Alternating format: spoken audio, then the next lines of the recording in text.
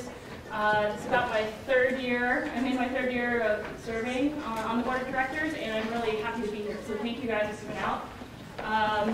Let's see what else. I still play Ultimate. I'm a team member of Fury. I'm also on Team USA for in London last year, as well as on the beach team this upcoming year. And one of the reasons why I continue to play, and I've been playing for so long, I actually went to Northwestern, so I used to be in Chicago as well. Yeah. I know one person here from Northwestern. But one of the biggest reason that keeps pulling me back every year is the people and the community.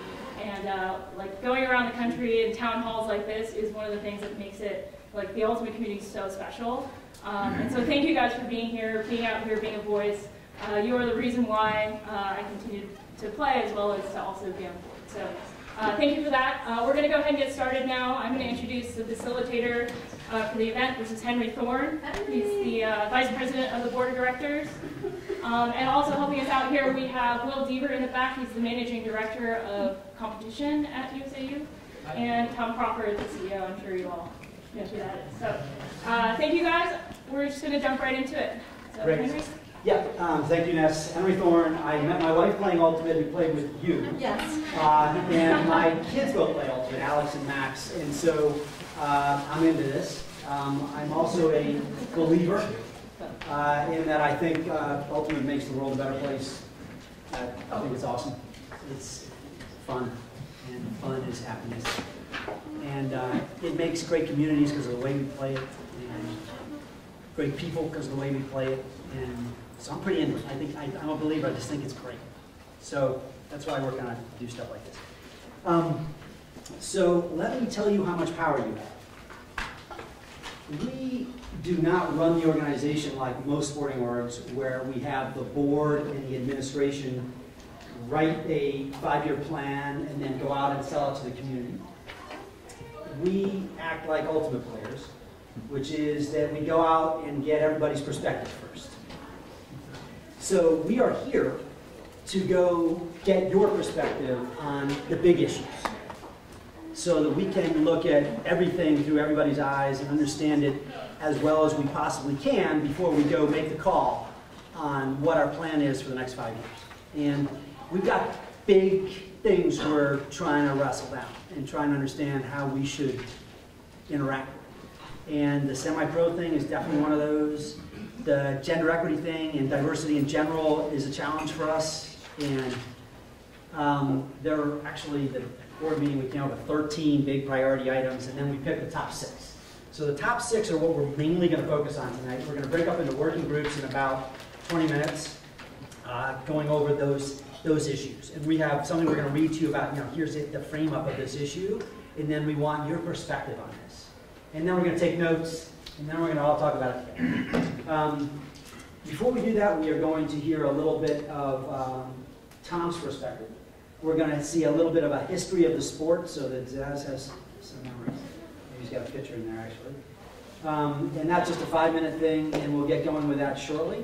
And so that's the basic framework. In about 25 minutes, we'll be breaking down into these working groups, and then we're going to have a big discussion with everybody after the working groups. So with that, I want to get the highlight video going, and I hope you know how to keep it. So, by way of introduction to Tom, about 5 years ago, way after Zaz was on the board, we started to think about connecting to the rest of the world of sports and what we might get out of that, including grow faster, get into YMCAs. We didn't know what it could be, but there was lots of potential if we got into sort of the world of sports and learned stuff. We also thought we could take what we've learned and what we do out into sports, and maybe we could be an example of something that might make sports better. And at the same time, we were looking for this new CEO. And there was a resume that we got of a guy that had this unbelievable sports background. He was a PhD in high performance in psychology. He had wrote the Code of Ethics and Code of Ethics for coaching for the U.S. Olympic Committee. He had developed the High Performance Center for the U.S. Olympic Committee. He had done work for NFL teams, NHL teams, NBA teams, and he was like-minded with us. This was a guy that was into sports because he thought they could make the world better and do something and impact people's lives in a positive way. And so we kind of went after this guy,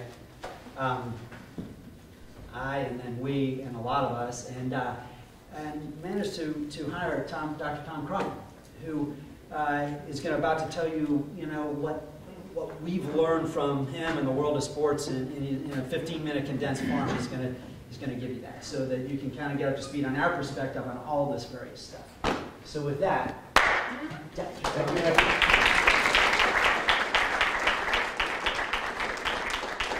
you, sir. Good evening, everybody. Thanks a bunch for coming out. We really appreciate it. We know everybody's busy, and we really appreciate you taking the time to come out to this tour. It means a lot to us. Your input means a lot to us. In the 2 cities we've already done, it's been super interesting and had some really interesting discussions. So sincere appreciation for coming out.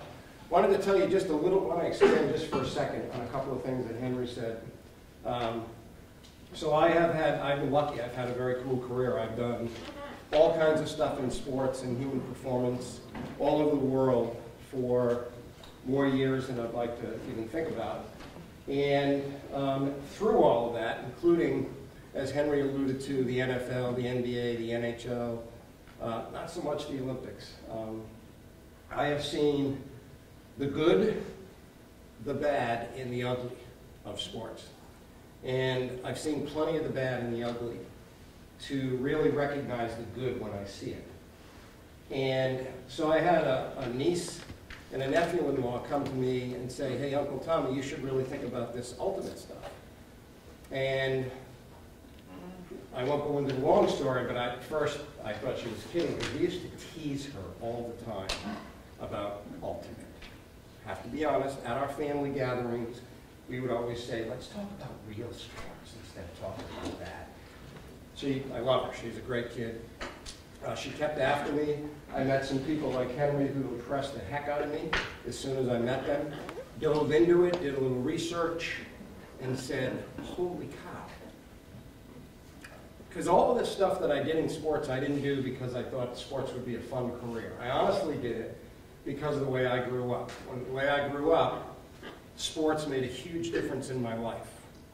And I came to learn that sports, if done well, can actually really enhance human existence and can really help people's lives be higher quality and richer and fuller and interesting in many, many different ways. And I've seen it over and over and over again.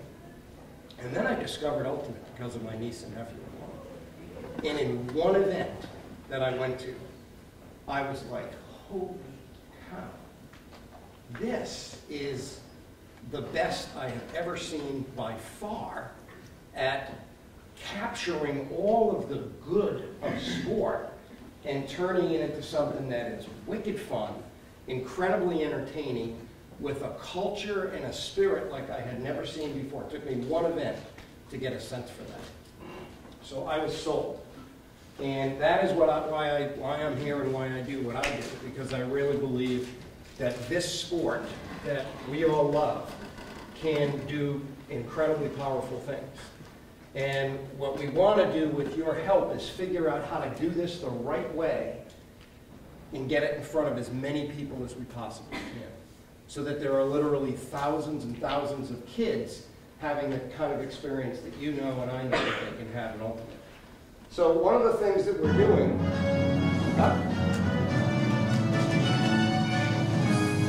how many of you recognize that song?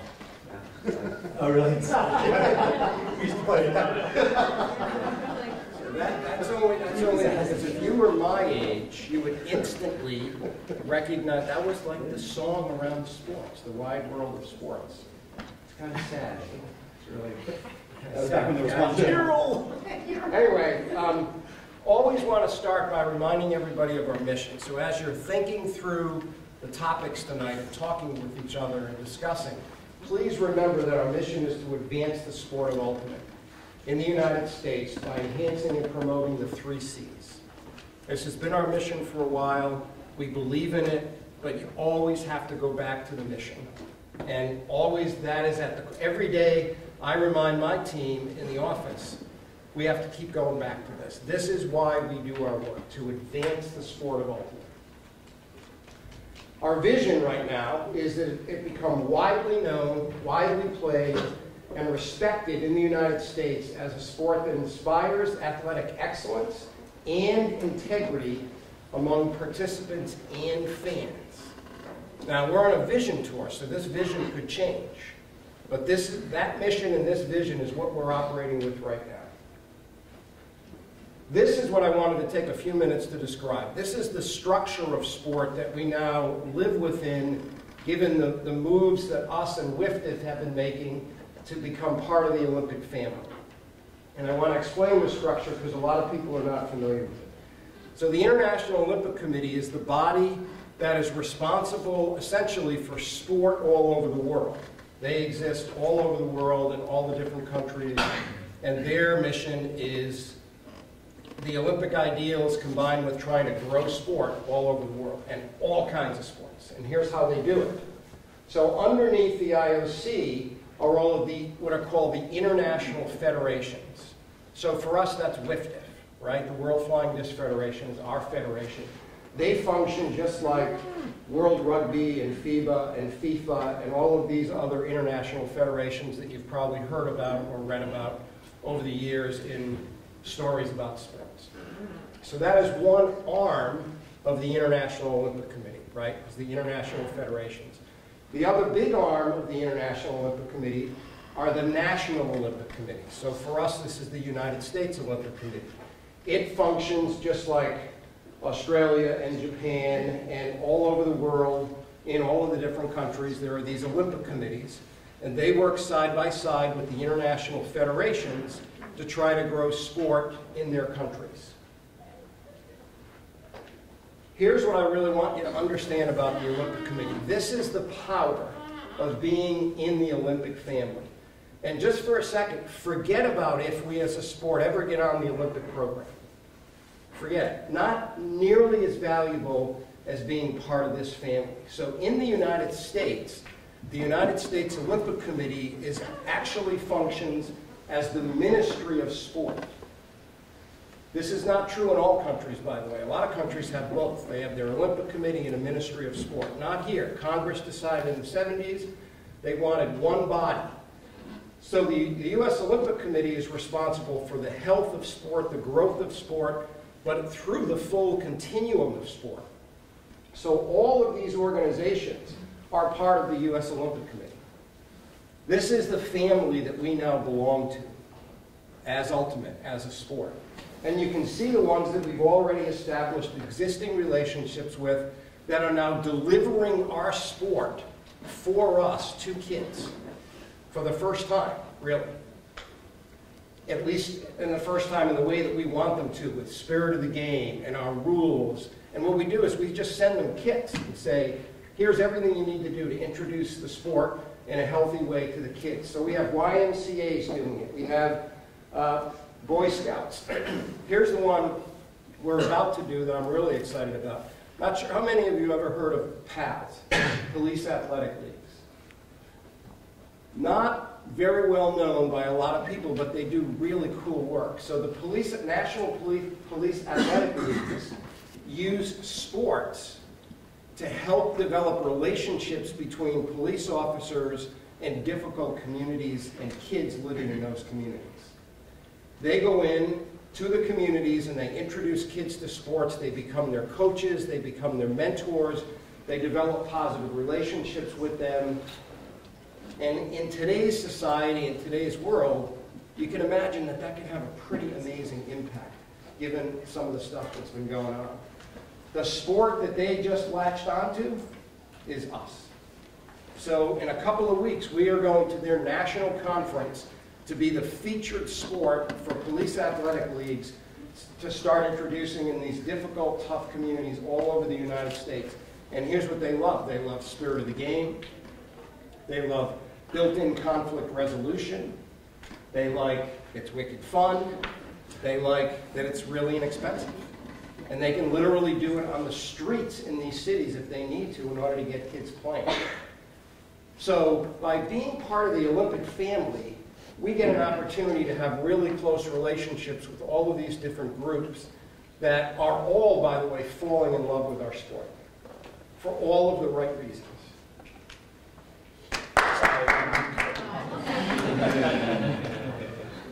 So then there's us, and we are the national governing body in this structure. And so we function just like Ultimate Canada, Ultimate Australia, etc., but also just like all of the other national governing bodies. So we are like U.S. swimming, U.S. volleyball, U.S. lacrosse, and we're within this structure. This is where we fit as a national governing body. I want to give you just a quick peek at how we're doing. Some people are interested in this. Here's how we're doing relative to some of those other sports that are part of the family. So we're at about 55,000 members, growing at about 4.75% per year. You can see how that compares to swimming, rugby, lacrosse, and volleyball. So we're really proud of how we're growing, and we want to keep growing, and we need your help. It's one of the big breakout groups tonight is youth. How can we really grow youth? So that, because kids are making decisions, and parents are making decisions between sports like swimming, rugby, lacrosse, and volleyball. And by the way, as much as you love Ultimate, and I have fallen in love with Ultimate, these are really cool sports too. I mean, the rugby culture is a really cool culture. It's got a lot of elements very similar to Ultimate. And it has taken off since it got on the Olympic program. It's nowhere near as much fun. Unless you're talking to a rugby player. Who might tackle you if you said that. But anyway, you can see that while we're doing great, there's a lot of room for growth. There's a lot of room for growth. Part of the goal tonight, help us figure this out. Please, help us figure this out. It's also important to remember that USA Ultimate is made up of a lot of different people, and we need a lot more of some of these people if we're going to grow successfully. So all of these groups we have to interact with every day, every week at USA Ultimate to kind of keep moving this sport and growing the sport the way that we want to. The key of all of it is the volunteers. We have amazing volunteers, just like the group that helped us organize this tonight here in Chicago. Without them, we get nothing done. We really get nothing done. And so for all of you in the room that are those volunteers, thank you very, very much, because we are really dependent on you.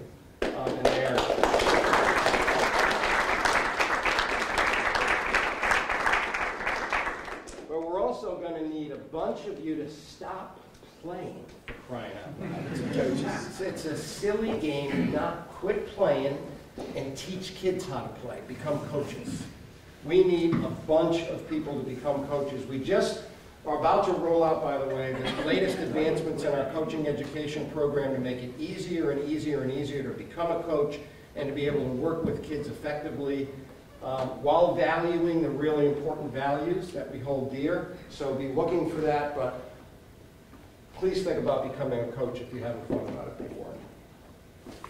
Ultimate Foundation is a new thing that we hope you're going to start hearing more and more about. It's going to help us fund some of the most important programs, particularly for kids. So the GUM program, Play It Forward, the state-based organizations. We're going to go out and raise funds outside of our operating budget and really carefully direct it at those things that we think can especially help us grow. And you're going to learn a lot more about that soon. We're building out state-based organizations. This is a very important part of our structure. Our goal is to do this so that Ultimate is not happening out of Colorado Springs. It's happening in really entrepreneurial ways in every state across the United States. We've got this many in place right now.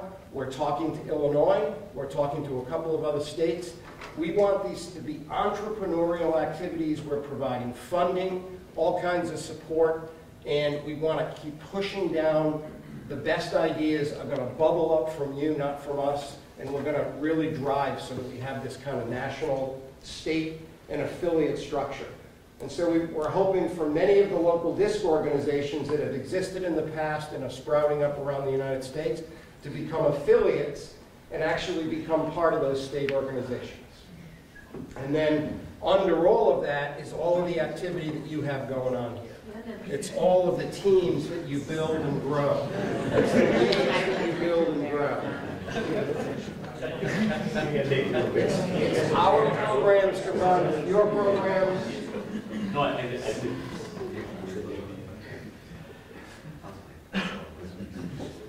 How many years has Nemesis been around? Since 1978. So that is 76, almost 40 years. And last thing is, we really want these state orgs and affiliates to be the hosts of our events. Because with our new tournament director certification program and other things, we can, if we work together, if we all work together, we can increase the quality of all of this and the volume of all of this all over the United States within that structure. Henry? Yeah, just a comment on that, and then I want to see if we have any reaction to that structure and how it's working for you. You know, how does that relate to your organization here, and what are you getting out of that? What could you get out of that? How could that work? Before we go into talk about the specific topics. But a question I had about that has already skipped my mind. Yes. So never mind that. It was a really weird question. But if anybody's got any thoughts about how does that structure impact you, and you know, how does that relate to you in a way that makes any sense? When you look at it, do you think there's something that could be better about it, that would be better for Chicago to be able to engage in Ultimate? Or does it just make sense and it's like, sure? Or just any question? No, it's got to be specific. Honey, I'm the facilitator. Huh? Yeah. I think that, first of all, it's really nice to see this overview, right? To see how it all is fitting together, because if you're old, there was only one layer. Or there's, a layer, and then there was the different teams. And I'm sure we do breakout sessions and things, but I am just so impressed by the number of women in this room right now. Not that the men are not impressive in themselves, but I am so impressed by the number of women, and I thank you. Because, I actually Hey, you started. You were an early Nemesis player. Yeah, the Nemesis team was one of the great women's teams of the 60s. And we did women's clinics in Chicago back in the day, and all of that kind of stuff. I would implore you, when we re-register our memberships, that you ask the question of every single person, are you willing to do a clinic? Are you willing, if you are partnered with someone, could we contact you? Because our geographic area is huge. And I've run 4 clinics out in the West, and Gail has run clinics in the city, and we need to have, I would teach somebody, I would partner with someone, I would go, and if we could ripple effect that, and and then what's your favorite age group? You want to do a middle school clinic? Some of my teammates, they couldn't even work with other young adults. I was like, you need to go home. You will teach these women how to play. Where's your temperament? And So you, just so I'm clear, because I think it's this is exactly why we love these. So you mean if you're registering for the year in USA Ultimate? yeah, as a player. But there's a question in that process that asks that. Would you be willing to do a clinic in your local area? Okay. Whether great. that's your school area or whether that's and then we'll contact you. Yep. And if that's made available, then somebody who's in a role that I am, whatever. Yeah, we would do that through if we had an affiliate or state organization. If not, Or we'd go even right as a back young at you. person, who can do it? Oh, yeah. Because this is impressive on Wednesday night. Well, there's a great idea. Thank you, Lynn. Yes? I think kind of tying into that is the coaching idea as well. So if you want people to coach, I think that there's oftentimes somebody might say, hey, I want to coach a team, but they don't know how to find a team that needs a coach. Or just getting a team started at a school. Maybe there's one student who wants to play Ultimate, and he meets a club player or a college player and says, I want to start a team. I don't know how to get started. That might not be something that somebody, even if they were willing to donate their time, would know how to connect that. So that could be a similar question if we had an affiliate group able to process that. and connect people. Yep. Yeah, so is there a like bulletin board or something here locally in Chicago where you could say, hey, I'm willing to coach, and people would see that and be able to pick up on that and do anything with it? Or is there some? No. Like, I want everybody's email. But that's the thing, that's something we could provide too. I'm not saying it should be done locally, I didn't mean to imply that, because we could do that too. As part of these affiliate groups, as part of these state organizations, we could host that bulletin. Or Illinois Ultimate, when we get that in place, like really soon, it'd be the perfect place to do that. Yeah, do you want to finish? Do you have a second? Yeah, well, kind of relatedly, I guess I'm wondering, so you mentioned how there'd be like monetary benefit to having like an Illinois USA or Illinois Ultimate group, but aside from like funding, is that the vision? Is that there's going to be like a statewide governing body that could handle and facilitate all of these things? Yeah, that reminds me of what I wanted to say. Because it's the answer to that question. We have a situation where these people learn to play, they get excited about Ultimate, kids, and then they have no place to play. And that's why town is so excited about this structure. The idea of having the state-based organization and them having connections to these affiliates is that there would be a network where there is coverage. And so when a kid wants to play, they can go find out where there's something, hopefully within driving distance, that they can do that. And that. Now you're scared. No, it's still one more question. Okay. I don't want to interrupt though. Go ahead. So then, because you talked about youth specifically, is that where this state-based organization is primarily focused? I mean, like I know Minnesota Youth Ultimate, I saw that was out there, and that's a really strong organization for youth. I think that's the biggest problem that it solves, but maybe it's more than that. No, so my answer to that is, it depends. We think it's going to look really different in Florida than it's going to look in Illinois. It's going to look really different in Illinois than it's going to look in Texas. And it's going to look really different in Texas than New England. And so what we're doing is we're saying there's a few things you got to do to be one of these state organizations. You got to be a 501c3. You got to have a representative board, sort of good governance. After that, we're saying, you tell us. So it can be rec leagues, it can be youth, it can be getting the club teams to actually be an integral part of that association where they become coaches, mentors. There's fundraising that benefits the club teams. There's match play that begins to take place where club teams and their local state organization are challenging another state organization. You know, come over, we're going to host this event. It's going to be a blast. And our teams will play all kinds of stuff in the month. So we don't want to say this is the way it's got to be, because we think it's going to be really cool to watch all of you figure out the best way for it to be here in Illinois. We don't know. Could be all of it. But youth is definitely a big focus. Yes. Okay. I look across the room and this amazing group of folks from throughout the Chicagoland area. The teams are really well represented and youth is very well represented. One of the things that I'm kind of curious about is as everyone's pushing to grow the sport, and I'm looking at the pyramid up here, I think that the teams and a lot of the stuff up there will be very well represented by everyone here and all their opinions and everything they have to say. But the folks that maybe don't have a reason to have a USAU membership, we did some back of the envelope type stuff, and right now it's probably about 500 to 600 folks here in the Ultimate Chicago leagues that aren't playing in any tournaments or any events. There's no reason that they would need to be a part of USA Ultimate.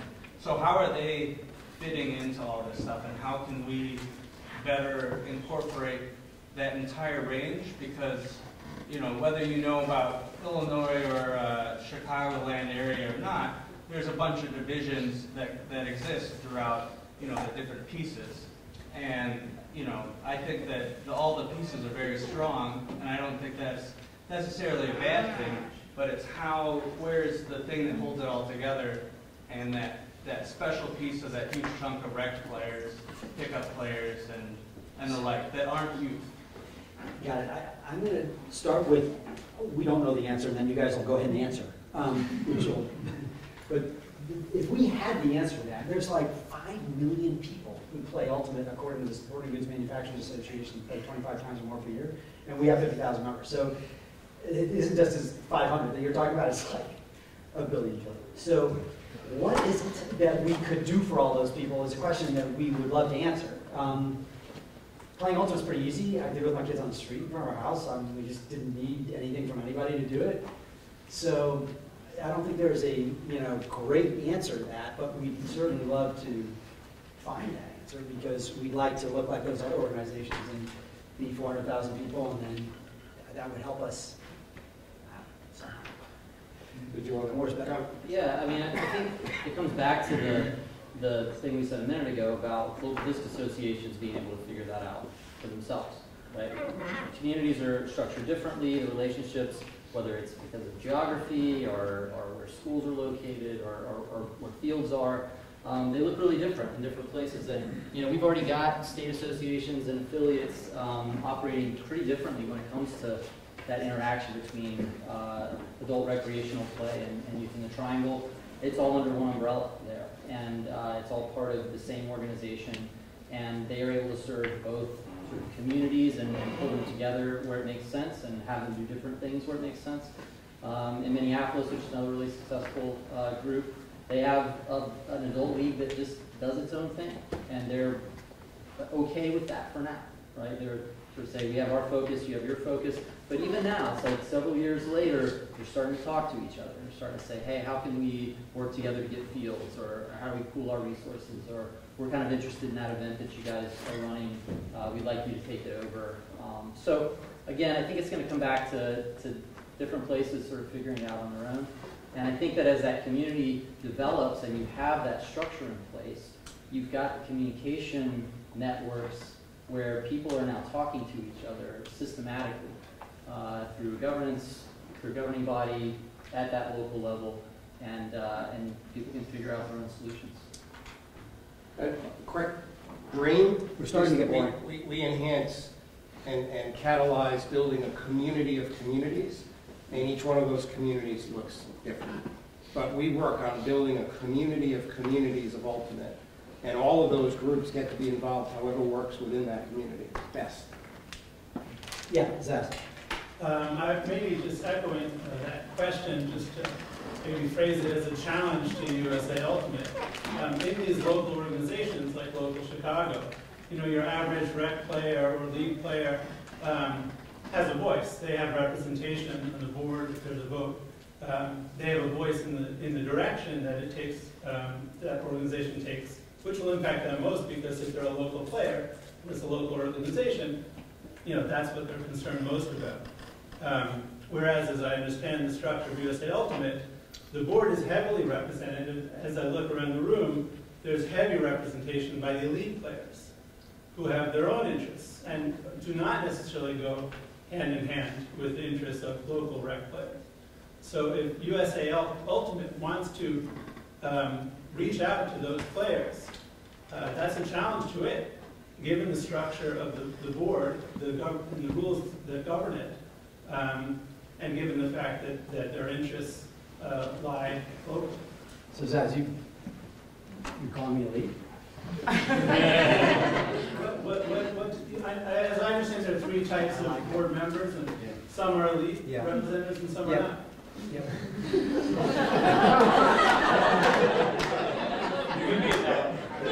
Whenever I played against guys, I played well. Anyway. I hear you, got you. Less elite players on the board, something we'll think about. Yes. I just want to piggyback on that thought, because a year ago I actually wrote board members emails asking them to be more transparent on how was the board appointed, how were appointed players or appointed board members produced, and trying to get a little bit more as a USAU member, understanding exactly how the board was made up. And it's not transparent, it's not on your website, you don't have any information about this. And I think it is important to try for at least USAU to be more transparent about how that happens. Who goes on their board? It's on the website. The problem is that there's so much shit on the website. Yeah, well, it wasn't at the time, maybe, but the point being that I don't know how you get your nominations. How do you decide who and all that kind of stuff. I think that could be more transparent. And I do agree with Zaz that I think it is very, the reason why I asked the question is because I thought it was very weighted towards elite players. And so I was trying to unspool that and just get more information about it and see, was I right? For the record. I did not get a response from not one board member on this. I don't remember getting an email, but I believe. But I do respond. There was a day when there were no elite board members. And I worked really hard to get Jim Parinella around for the board a long time ago. His opening statement to me was Ultimate sucks. And so it took me a long time to get him to actually volunteer to be on the board. And from there, we were able to get some other elite members on the board, which is actually hard to do, as you've been one of them. And that helped a lot with sort of the credibility of our group at the time. We had Tommy, too, who was very unelite. The whole notion of, getting less elite players on the board really plays to me nicely. I like that. So definitely not something we even worried about. So we'll have to think about that. So something that comes to mind for me, and we're starting to do this now, we've got beyond the board committees, regional coordinators, a whole slew of volunteers that actually get the work done and help us make a lot of decisions. And as we start to build this structure out, instead of just finding individual people out there in the country that are willing to step up and run an event or be part of a program, we're going to these local disc associations now who are our partners, and these state organizations who are our partners, and saying, we want you to be that coordinator. We want you to take on that set of responsibilities. And so these organizations are becoming part of that infrastructure, and they're becoming part of that regular communication and decision-making process. So if you have a local disc association who's well represented by recreational players, parents, kids, whoever is making up that community, then those people are going to become part of how we do business on a regular basis every day. And through our programs, we're going to have people who are connected to those local communities, helping us run programs, make decisions. And that's going to be happening. The board is incredibly influential, but is meeting a few times a year. It's a limited number of people. We're talking about a vast network of people who are actually in these communities and representing all these different groups. So let me just wrap up what you two are saying. Basically, it doesn't represent the actual demographics of the community very well, because demographics of the community are that there's like 300 really elite players and then 30,000 other players, and yet the board is a majority of elite players, so it just isn't actually representative. And that is a really interesting point. And I will worry about that. I think it's interesting, and I think it's also a natural state of growth, right? Because back in the day, you typically were a regional coordinator. After being regional coordinator for many years, then people knew about you. Then you might put your name forward for the board, and then you served on the board for a couple of years, et cetera. And the focus of the UPA was to run the national events. Right. So it did cater to that group. So it makes sense of where it came from to get there. And I think what's interesting is to have someone, and it might be somebody like Nikki, that you are community, representative or whatever, that has experience playing the competitive piece, but is more locally focused, that wants to run for that position, right? Because if you're going to be a board member, you've made a commitment to the sport. And usually most of us have made a commitment to the sport because we've been playing the sport, right? So that's where it's that juxtaposition of being so involved with the sport, living it day in, day out, wanting to do even more, versus, and I love that you brought it up, speaking on behalf of everybody who is in that rec league piece. Yeah. Because it is, it's an interesting challenge. So we got to move along, but the actual mechanism of how it works is there's a nominating committee, and anybody can nominate, basically. Nobody puts up their hand and says they want to run for the board. I go out and beg people, and I'm somewhat successful, and I get like 6 people, and they run an election, and 4 we get elected. It's 3 nowadays. So that's, when I do that, or nested it 1 year, I will be thinking about what you said, which is, we should be getting people who are running leagues and who are, part of affiliate organizations but not famous players, and make a focus of that. So thank you. Anything else related to how you interact, how this organization interacts with USA Ultimate before we get into the big topics that all the communities are struggling with and that we want your help specifically on? Okay, then we will move into the 6 working groups. And the way this is set up is that there's a group all the way in the back that will be manned by Tom, which is the Olympic Dream. And if you want to converse about the value of that and how much priority we should put on that or should put on that, that group will be up there. And in each of these groups, you've got a facilitator that's going to read basically what the challenge is that we're facing in that area. So we've got gender equity and diversity, right where Zaz is basically. There it is, thank you. And I tried to organize those seats in like a circle up there, and they may have got changed around a little bit, but basically you want to get in the circle and with the facilitator talk about that stuff. I've got elite level play down here, which is going to be led by Will. The one that's been particularly big in Pittsburgh and DC was youth, and that's because that's a big thing for us. It drives a lot of the future, and so that is up right behind Lynn there, in that circle there. And then we've got branding in the middle there, which is what should UPA USAU stand for? And that's right in the middle behind you. And then semi-pro ultimate, how should we interact with them? What should our relationship with them look like, if anything, is down here. And I'm facilitating now. Bye.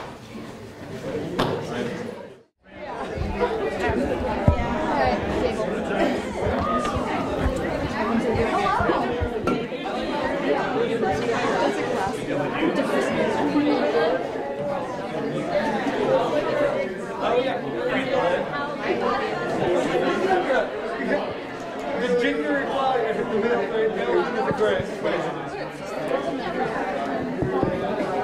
minority. No, that's not how it works. It wasn't making a good job. That's funny.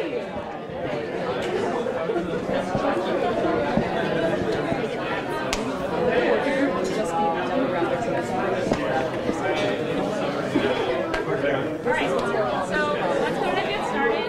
Again, my name is Ness. I'll be facilitating today, but actually means I'll mostly just be listening to you guys. This really is more about you guys hearing what you guys have to say on the topic. I know it's really a hot topic, a lot of people are talking about it. So I have one thing I want to read to you first, and a question, and then I'll leave it to you guys to start just having a discussion.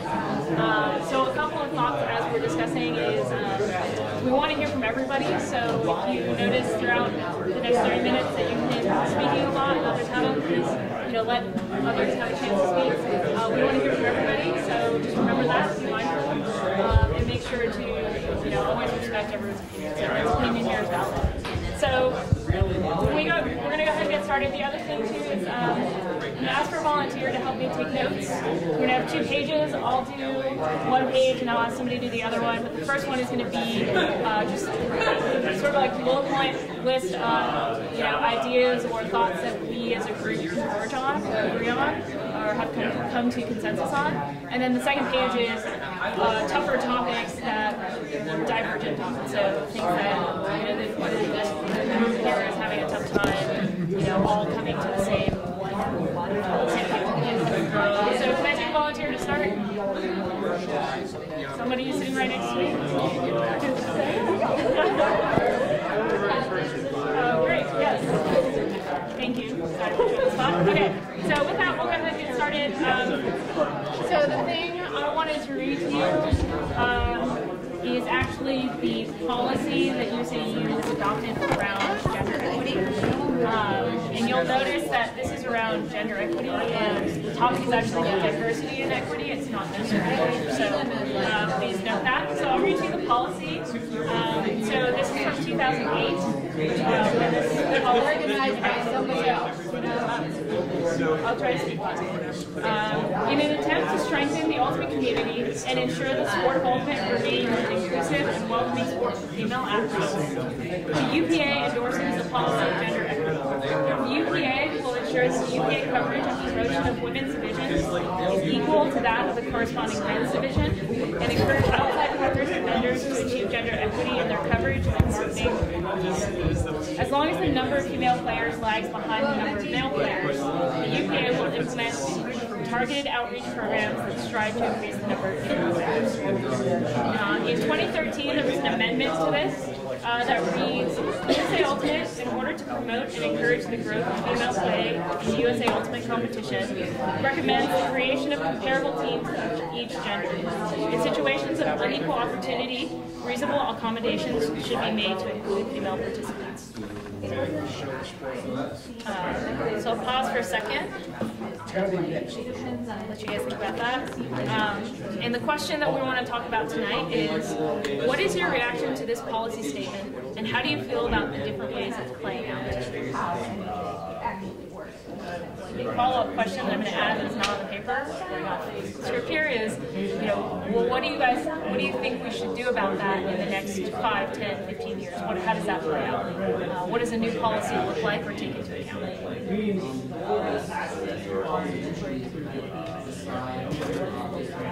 And I think that was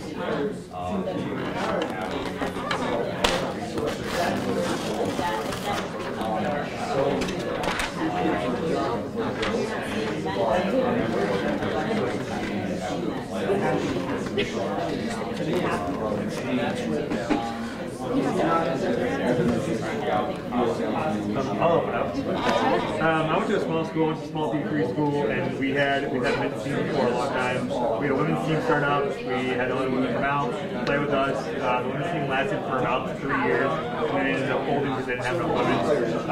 In the fall, we often played mixed ultimate. We played a lot of mixed tournaments. We really enjoyed mixed tournaments. We loved being. We were a small school, so we only had 14 kids come out, and normally we had 10 guys and 4 girls, where we could play a mixed tournament, but we couldn't always play a single junior tournament. And our school is still for lady girls, and a lot of times the girls are coming out and they're playing with the open team.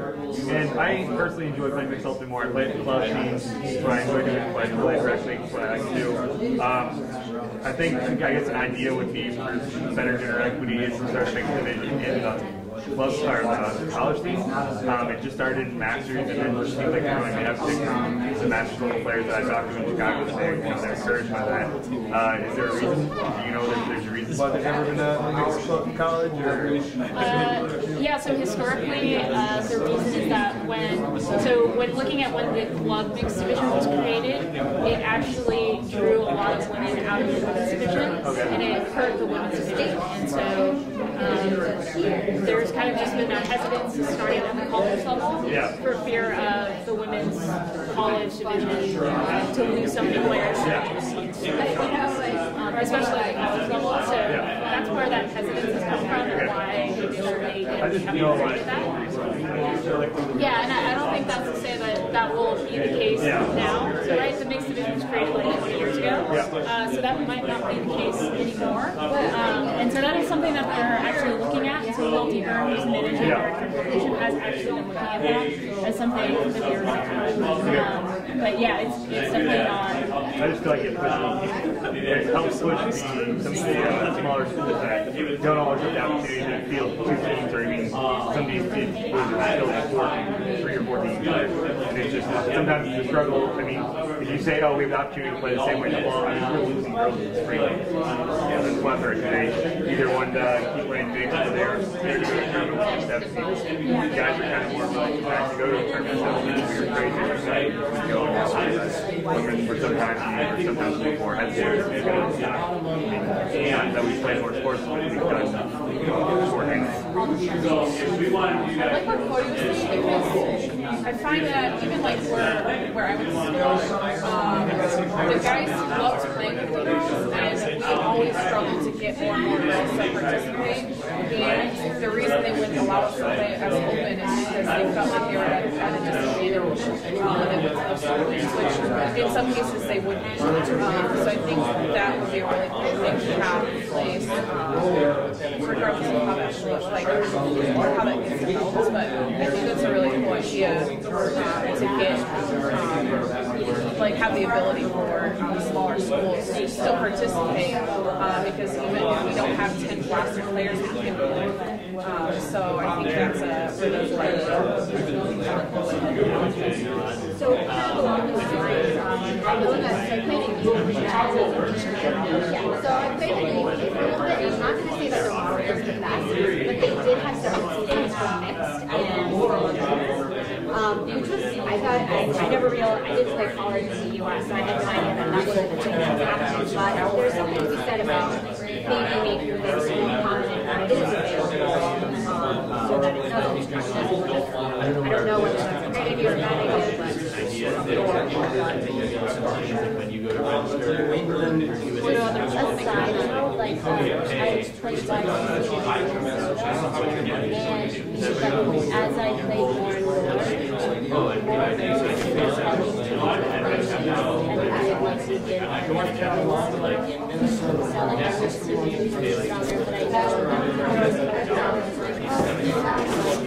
play women, so that's kind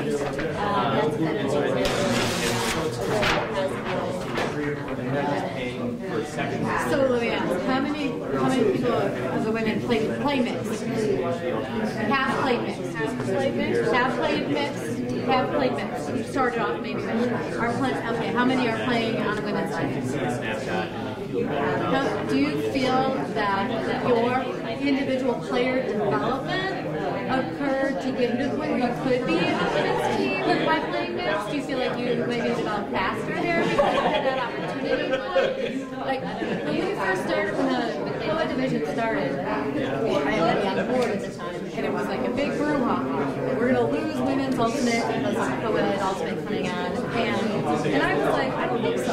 I think it's just going to bring more women to the sport, you know, and that at the time was our main goal, was to bring more women into the sport. And if you could come and play 4 with, 8 guys or whatever, then you have that opportunity to play. I don't know, because I've never played football in a mix to know if it does it keep women from playing women's ultimate, a strong brand like that, or is it just another choice? Because men too have a choice, right, of playing men's or. I'll say this about men's ultimate. Personally, my opinion of men's ultimate is most lower athletes. It's a different game. It's a completely different game between mixed and men's.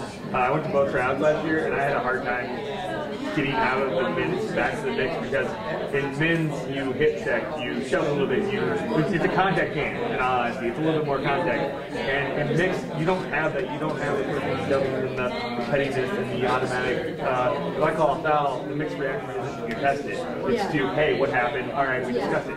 The men's scene is, hey, contest automatically. It doesn't matter what it is. What they heard, it's an automatic contest. And that's why I play mixed. That's why I play mixed, because it's a friendlier game. It's more. I mean, I don't. Still an intense game. I still intense. I still play ultimate. I don't only go to sanctioned events either. I go to. I play a lot of party tournaments. I'll be honest. I play Trouble in Vegas. I play layout. Play sandbox. These are big tournaments. And I always tend to have more fun when I did in college. I played single gender. So I'm going to bring it back a little bit more to the women's side of things. I played with Ohio State, very strong women's ultimate culture there. I play mixed in Chicago now because that's what I chose to play. I went through both tryouts last year, loved the processes of the tryouts. I think to your question of do you get discouraged from playing one or the other, completely depends on your culture and your style. I played in Columbus, Ohio. I played in Boston. I played here, and I felt like I was welcome at both women's or mixed, and I don't think that's the case everywhere, though. I do think there is a lot of things to get de-legitimized, if you will, and looked down upon, where you say girls only play that to me boys, a lot of that, or it's not taken as seriously as women's or men's game is. That's take a bit of that struggle. I like to say in Chicago, I like to feel less of their players because they're really so that's right. Initially, the co-ed championships was separate from the fall championships, and the decision was made to put them together so that they would equal the playing field, so there wouldn't be that second class citizen. If the USA Ultimate was to move to separate those, do you think that would happen, or do you think it's been around long enough that it could be still substantiated, you know? I feel like it's still kind of second class. Separate them. There's a lot of places that are no like season you can't. When you're talking about the fun season, I don't know how you can really get the Yeah, I mean, if you had co-ed championships end of June. Like in terms of balls, there'll be a lot of college players. Yes. There's another way.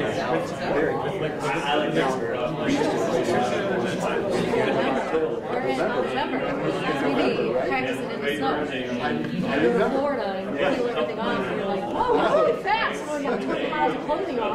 You're not going to see it. Well, it's a lot harder now. There seems to be less tournaments, and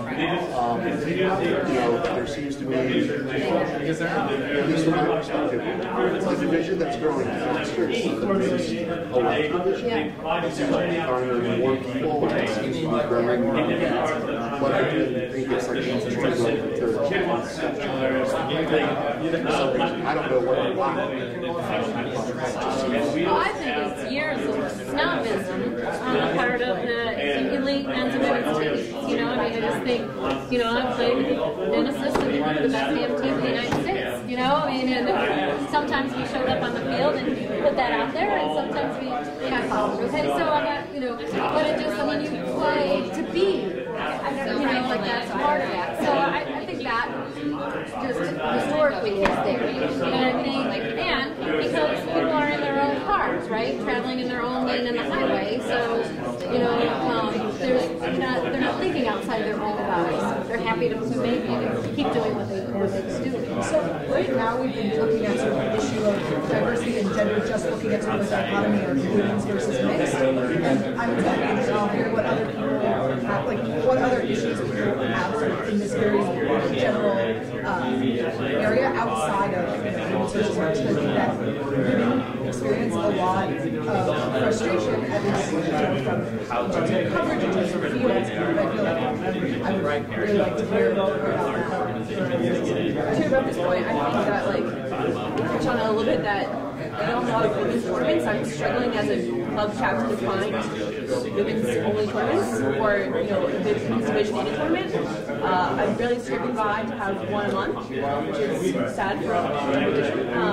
There's just not, I don't know if it's an area that has had a lot of women's teams that make up a good tournament, or it's just that we don't have the resources or whatever we need to find and make a tournament happen for this area. Are you running into are you seeing men's tournaments that are picking women, or they don't have field spaces? Are you just not seeing tournaments at all? You're cutting women? We had 2 tournaments last year where we were supposed to go, and because one other women's team dropped out, they trashed the entire women's division. Really? Or they maybe a one-way around. Yeah, but needing 3 teams. It is hard. We're not going to drive 6 hours to play that live here. So what you're saying is you could use a women's tournament, because there's four women's teams in Chicago. There's 2 out of Milwaukee. Milwaukee, there's Madison. So you're saying there could be the event organizers could do a better job of organizing even just women's only tournaments. There's a need for this. Is what you're saying? I feel like without limits. I think back to the women's versus men's conversation was something I really wanted to say beforehand. As someone who came into Ultimate not having played any college Ultimate at all, I walked into leagues in Chicago. So I've only played mixed up until I got into the club last season.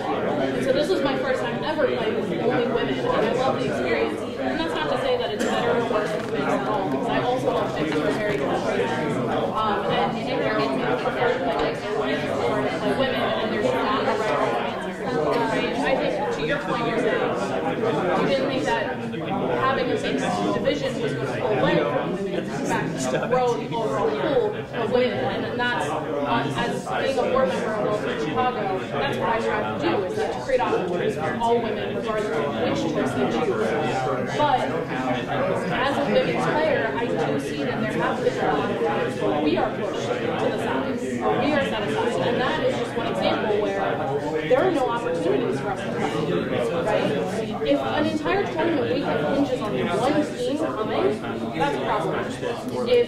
And this is something that really came up in regionals last year, or our region specifically, that we were put on fields that were pushed way to the side.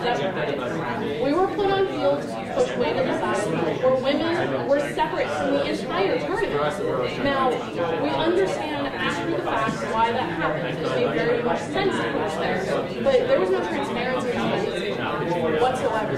Right? Transparency is so important. Communication is so important, especially in these types of subjects, especially when gender equity is at the front at the club level. Right? If we had only known these things going in, at least we would have had more parts in the discussion. But it felt like that we were just put to the side and never given an opportunity to voice our concerns. And that makes us feel devalued, right? And not to pick on anyone either, but another article I just read recently, not specific to Ultimate, but in, I work in tech, so again, another undervalued women field, where women are referred to as girls. We never refer to men as girls, right? It's devaluing, right? Always makes you sound immature or like you're going to ride with yourself. So why do we call women girls? Why are we undervaluing ourselves? Why do we let other people undervalue? Why do we let people disrespect us? Simply word choice, right? Words are so important. Words can make what's in your thoughts, what's in your name. So if we can start with the little things, I think that would help in a big way. I mean, obviously it's not going to solve all the problems that we have, but we can start at those core things. I have a question about those tournaments where they canceled the women's division. Were they USA Ultimate sanctioned events? Because that's where I think the message can go back, is that if somebody is signing up to run those divisions for USA Ultimate as a sanctioned event, and they can't bail on the teams that have signed up to do that. You know, like that's...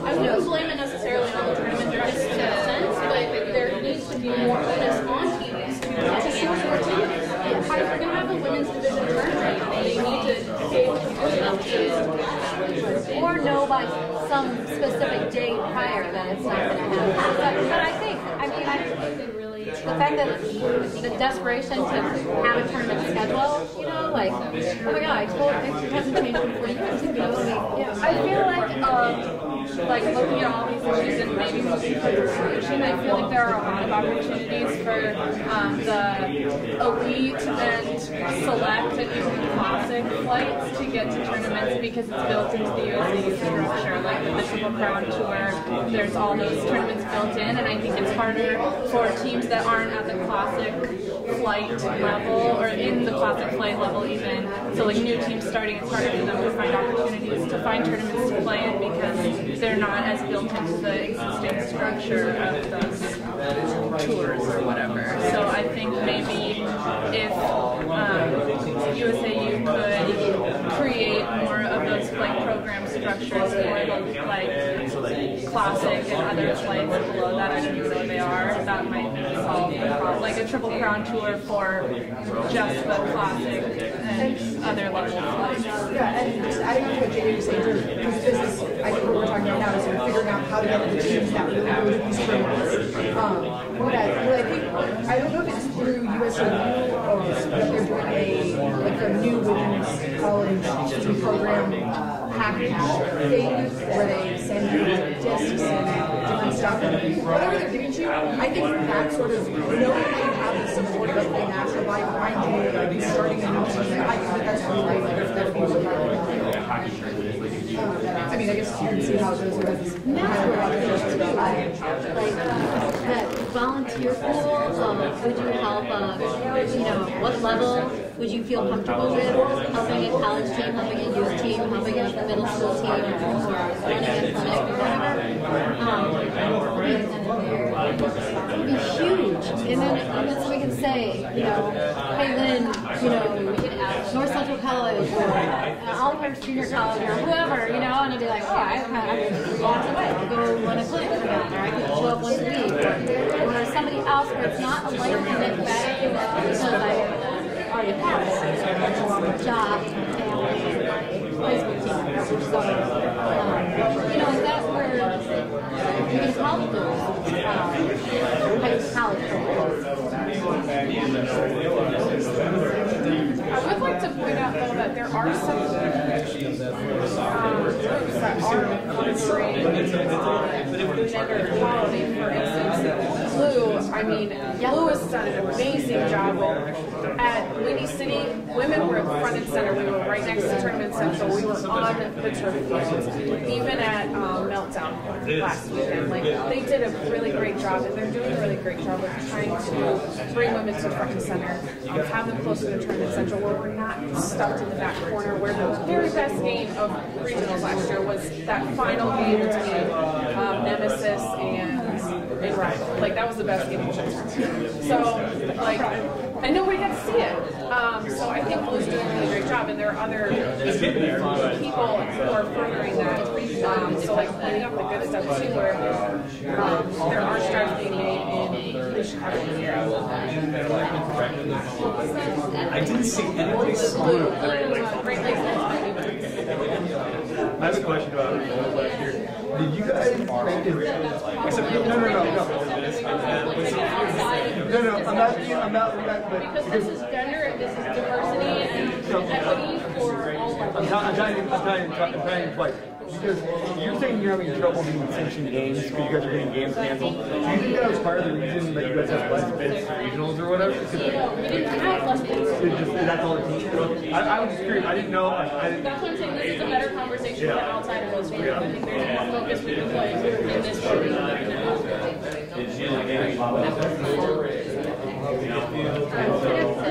But I did want to underscore what Jeff and Nikki were talking about earlier with how does USAU connect with new adult players, emerging adult players, because I do think that plays a huge role in diversifying and equalizing genders or really any kind of like Jen, I did start playing after college, and I came in through the mixed route.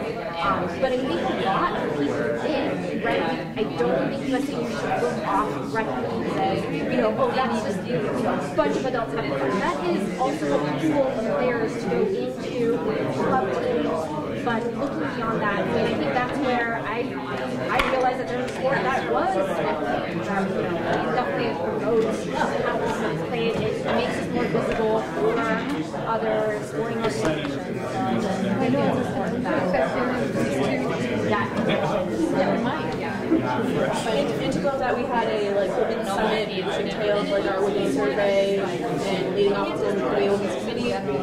But we talked about a lot of the end goal for everyone is not to be a club or not to be a league. And I think it's really important to remember that everyone wants to raise their ranks and make sure that our base and our rec is just as strong as our elite structure that we need to build down as well as that. I see USAU as having really strong emphasis on the youth level and starting young. This is in the next generation of players. And like I said, a lot of these people might even be bringing their kids to play ultimate. Maybe they've never even played ultimate. Their kids are playing their parents. Their end goal is probably not to be able to we want their end goal to learn how to coach. Bring it up those young ones. How are we connecting with right? How do we engage parents? How do we engage those 22 to 30-year-olds who are coming in because they moved to a new city and they found something that's accessible to them. But again, not being able to play club. There's so many levels within Ultimate. How are we being equitable not just within gender, but also within opportunities for all levels of life? I think it takes a huge amount of energy, right? Because you're always trying to connect. I think this is a good start to that, right? Because when you see names and faces or see an email, it's the community building piece, right? Because it says character, community, and competition. So if competition isn't the end all, then it's the community piece and it's the character piece that as parents love about Ultimate. So that's where I think this I agree 100% that you need to be looking at parents, and we need to be talking to parents. And the thing of it is, I look at all of you guys, and you're like, you probably don't have any parents in your life that have kids. It's my age that, where my former teammates have kids, and my son's now a freshman, and now we're learning about it. So that's like, I need to be working on that right now, because I'm not showing up for practice 3 times a week for 3.5 hours, so anyhow, that, but figuring out that network and working that so that we have, I really believe we have that pump of people that we can say, all right, you are in Oak Park area, next Wednesday, anyone? At Oak Park, or this kind of building that up. I don't know what the right answer is. I'm hoping that this smart group can be that. Yes, I don't think that it's wrong to delegate to the local communities, like with Chicago. But I think that maybe we can maybe think of ways to strengthen that connection with USAU and the whether it's by grants or having a clinic. I think that would be one of the more visible ways. I don't know whether that already exists. I've personally never seen an adult play ultimate run by USAU. And the regional USAU, I know we voted for someone recently. Are any of the USAU, I guess, ambassadors, are they in the public? I've only been in the club scene for a year. I've been in ultimate for 3.5 now. And I still don't know, not even names, let alone faces. But I think if we are trying to extend USAU into being more, connected and more governing, just more available, right? So that means the people, the faces of USAU. Right. So currently I'm serving as the Girls Ultimate Movement, the state coordinator, which I struggle with getting girls. So I'm running middle school clinics and I have 2 girls. So that, I'm going to work with it. And so, again, trying to do, how can we support anything that's, like if Gail and I are in communication frequently, I've got, send any girls you've got this way, send her flyers out to everybody. I think the one thing that I'd like to see be addressed is not only the gender equity issue, but the issue of people of color. So my girls, the reason I came over here is because my girls' team is the only team that have people of color on them. Last two weeks, I went to Cincinnati 2 weeks ago. I had the only African American girl playing. I had the only Latino girl playing. And so I think that there's not only this issue of the gender, but I think I'd like to see our sport try to reach out to communities of color. The way to do that is I think my school is in the middle of the city. There's more people of color in cities, and I think Ultimate really needs to, USAU needs to think about how to address the issue of city children playing, because I think that really doesn't happen very often. And then you think that will help with that? Do we have it? That's what they just said. Do we have pals in Chicago? Yeah, at least one. No, I know I've done Boys and Girls Club clinics, but sort of like San Francisco. Steph did a really great clinic this past December. It was over 2 weekends with 4 different schools on the south and west side of Chicago in the elementary schools. And bring in diversity. Yeah. I think she struggled to get 12 volunteers. And I think the only way, I agree with you, we need to get rid of the whitewashing that we have going on. It's that the youth in those areas have different issues than the youth of the kids that are playing now. So right now it's almost like there's one peg to put Youth Ultimate in, and then the way that kids in those regions deal with how they can it's different. They have different problems. I would love to get that ultimate piece stuff and bring it into our cities. That is the exact programming that our kids in the city. Because when I used to play ultimate, it wasn't formalized. So we definitely talk about for the next people, especially is that they might not have a story at least not this which is I played ultimate once and I made a team. push this off yourself. So if they're going to drive around the city to practice to play an opportunities for them. So it's not going to be like the clinic sets a spark on the day. I just can't wait to find out.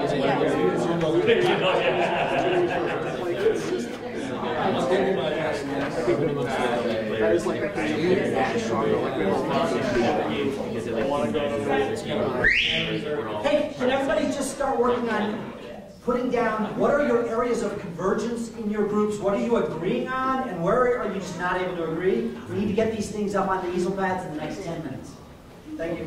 Cool. So just to finish up real fast, a lot of people who are down to do something once will leave a sustainable I totally agree. Staying these communities, it's just not one time.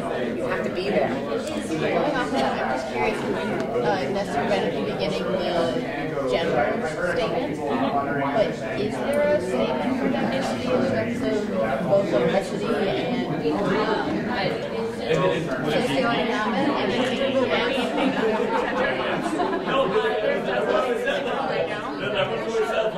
yeah, that was what I was hoping to get.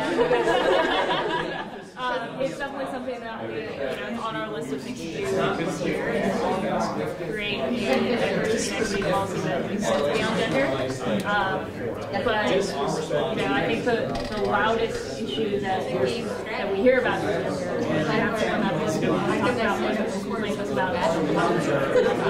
And hetero focus because our leadership push that as well. Isn't that kind of a chicken and egg though, because you don't have the people who are like, I feel like if anything this should be pushed to the front of how we're things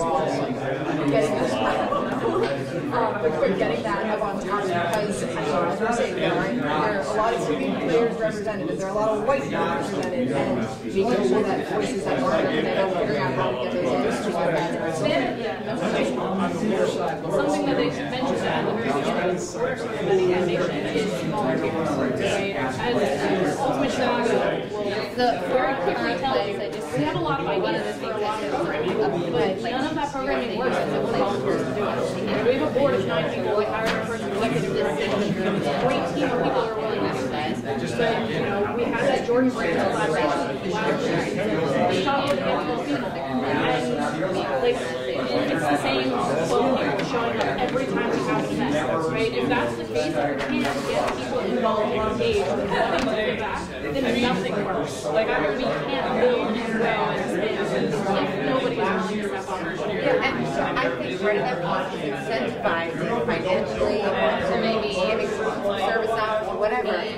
Incentivizing the volunteers, What if someone who started a program in the city got free with the YouTube? Okay, what about, I'm talking about incentivizing, that's the way that you get people to start, and then, they start loving it after that. But you got to put your money where your mouth is, right? I have to tell you a story. I tried, we were trying to go to regional championship with my girl. We did, from the city, from the middle of the city. I was told by USAU, talk to the hand, when I told them I couldn't afford the $70 per player to go. They told me that I had to go back and as a coach, with all that stuff to do, to try to travel, I had to go fundraising in my community. I think USAU needs to put their money where their mouth is. My girls from the city want to travel to the regional championships in Iowa State from Chicago. So, how should they incentivize that? Because my girls are going to be the only girls of color on that field of like 16 teams who have economic and racial diversity. I mean, either you're with us, either you're with it or you're not. You're going to say that you believe it or you don't. I think two things. One is that would be for the foundation, right? Because we have an education foundation in our school district, and they have a kid who's put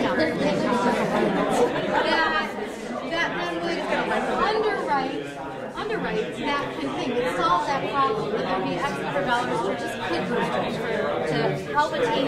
Maybe they can't pay 70. Maybe they can cover 35 exactly. Make it, something like that. Another piece of that is they have the play it forward grants, but I don't think anybody knows about them. I think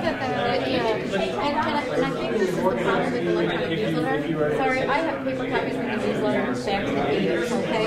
But, like, you could highlight, like, there should be a rec league highlight article every month. And that's why I think, like, if it was coming to your house, I know it's old-fashioned, but you feel like you're getting something for your membership. I don't know that I have, like, once or twice, or you, me, that even open the electronic newsletter. Because I don't have time. I'm making lunch, I'm going, I know, like, I'm getting out the door, that kind of thing. So I just, some piece of it is like, you know, it's got to give something to, people need some kind of a reminder that you're out there doing it. Like, you know, for years, I ran tournaments, and we made them UPA sanctioned, but we didn't need it. I forget my own words, but we did it to help the organization grow. So like, we will help the organization grow. But like Jen says, other people don't even know the organization to want to help it grow. They can't even, they're having trouble helping the local organization grow or be effective. So there's got to be, maybe it's the branding and marketing piece, maybe it's the here's what you get, or hey, have you tried, or a couple times people may have said somebody's doing a clinic here, and then can I talk to them? Yes, of course, you know, I mean, until you know that, information, you can't really help them. I'm going to take one more, and then maybe we're going to pause and read over the notes that I took before we wrap it up. So, sorry, so I might be repeating everything that was just said because I didn't hear so well. But maybe if I can phrase what you were saying as maybe a suggestion as a line item in the budget, earmarks towards participation of underrepresented groups, socioeconomically disadvantaged groups, direct participation, so that, like, just to address the needs that you were talking about.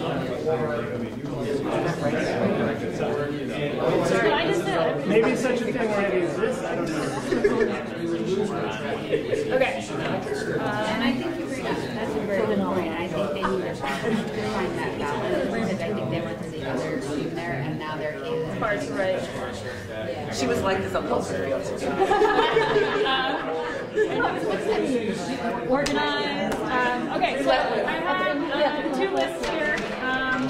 Fair-minded. The first one is what I think were ideas that people were generally converging on. I know one person was speaking at a time, but let's try to look around and see people were nodding along. Like, yes, I agree with that. So these are our convergence ideas. Kind of a lot of them. I'll start here because this is where we actually started in the conversation. So college mixed division, separate seasons for mixed and single gender, create more opportunities at the classic and select flight levels, a repository directory of volunteers to teach clinics or help launch college teams, finding the bright spots, that was the blue example, focus on rec level equally to elite, and I think this is probably broader than that, more than just rec versus elite, but all divisions, very broadly. Strengthen the relationship between USAU and the local communities. I think this kind of ties back into the kind of communication about the programs, like there's a lack of awareness around there. Creating opportunities for sustained play in cities. Coming up here, financial aid to support diversity, the Kid Booster Program, and Lynn added... I just said ask Lynn Nolan about this. Ask Lynn Nolan about this. And then better communication about programs, so not just the e-newsletter, but snail mail, reminders, earmarked budget towards underrepresented communities. So that's all the kind of ideas that I wrote down. Did I miss anything? What about the creation of an equity statement? Yeah, that's a good one. Yeah, I think that's a good one. And I think I'm going to just put that. So 1 year when I was regional director for men, we went up to Minnesota, and Greg was the regional coordinator there. We were playing men. All the men's fields are set up. The women's are not. Not a single cone to be found. Civil rights. We became redder and redder. Okay. So So this was kind of a list of sort of notes that I ended up or themes that were sort of like tough topics or things that we couldn't quite have answers for. So one was not enough opportunities for women's teams. Women's division gets canceled. This was at the club level. Field equity and lack of transparency around that. Undervaluing women, even in our language, girls versus women or men comment. How does USA connect with new adult players? That was a question that kind of went unanswered. Want to see Ultimate reach out to people of color. And we talked about strong volunteers and incentivize how to incentivize them. And then overall lack of awareness about USAU or local news. I think that's just generally people don't know about USAU. What do you like local programs or kind of like. What do you think new adult players would want from USA? What do you think that they would, besides a bumper sticker? I mean, like, what would be a value added, or would it be like, sport in general? I mean, yeah, like you say, like if you were to sign up, is there like a member, like a new member flyer, or not flyer, like I don't know, like something where it helps you understand. I came from a small town and I went to play college, and I had no idea what club teams were at all. Like, there's not club teams in Cincinnati at all. There's like maybe one team that's like starting to pick up a little bit. They're trying to know about that existence, but like I would have loved to know what the club scene was. I just knew college. I know that was the only thing I really did for like 3 years. Very similar to the question Jeff asked what does the recreational pool people gain from USA being the organizing body? We are tools to this on Ultimate. What does that mean for us people? And race don't have that.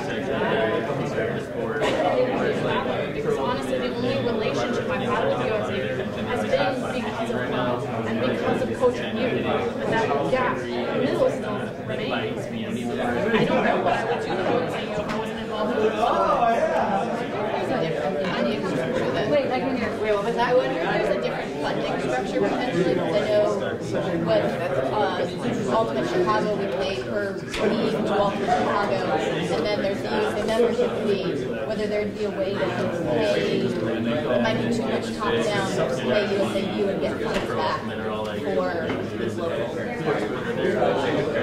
USAU maybe create something along the line of like a rec league guideline, like, hey, this is how to generally run a league. I know, everything's trying to compare as they have how to be a PD now. Is there, could you be like how to be a rec league coordinator? I mean, we get volunteers. You all the Chicago with volunteers for most of them, correct? less now because we have Yeah. But yeah, before it was all just volunteers. I mean, I've never ran a league before. I'd have no idea how to do it. But if I'd be one who would volunteer to do it. I mean, I'd volunteer for sure now. So UC is actually striving to make these fair as we is that we want to, and you'll be getting a survey soon if you are a member of UC. We are looking for volunteers to help out with Yeah. And so it's not just Dan.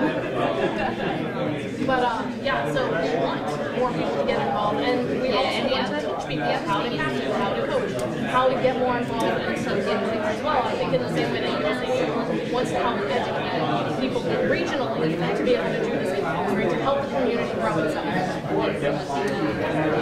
kind of want to just bring us back a little bit. So we're talking a little more broadly about growth overall and setting up structures over growing the sport, but I want to bring us back to equity and diversity. So what is it? What are some things that maybe we haven't come across yet? Ideas you might have about how to increase the diversity or equity, gender equity in the sport? And what does that look like? Like, what is a good end state that you guys have in mind?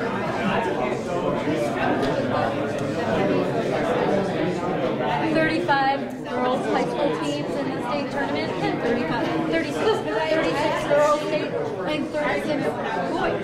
We have four girls. Four girls, and actually we have 6. Geneva's going to have Okay, we're going to gather on that wall. That wall in 5 minutes. 5 minutes on that wall with the white posters up on that wall. we have 5 teams.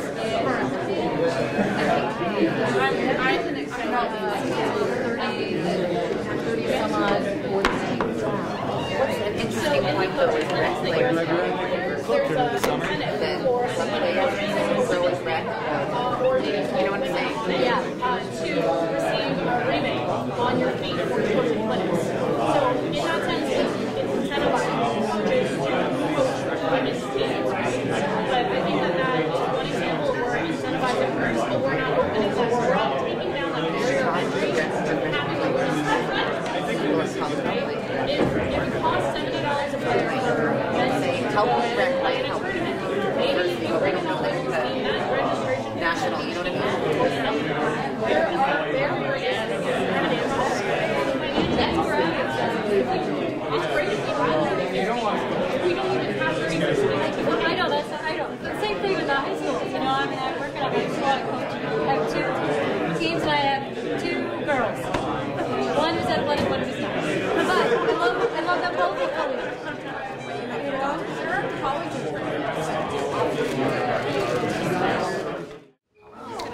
And while you're getting in a semicircle, please grab yourself 5 dots. Yeah, grab 5 dots. Not 10.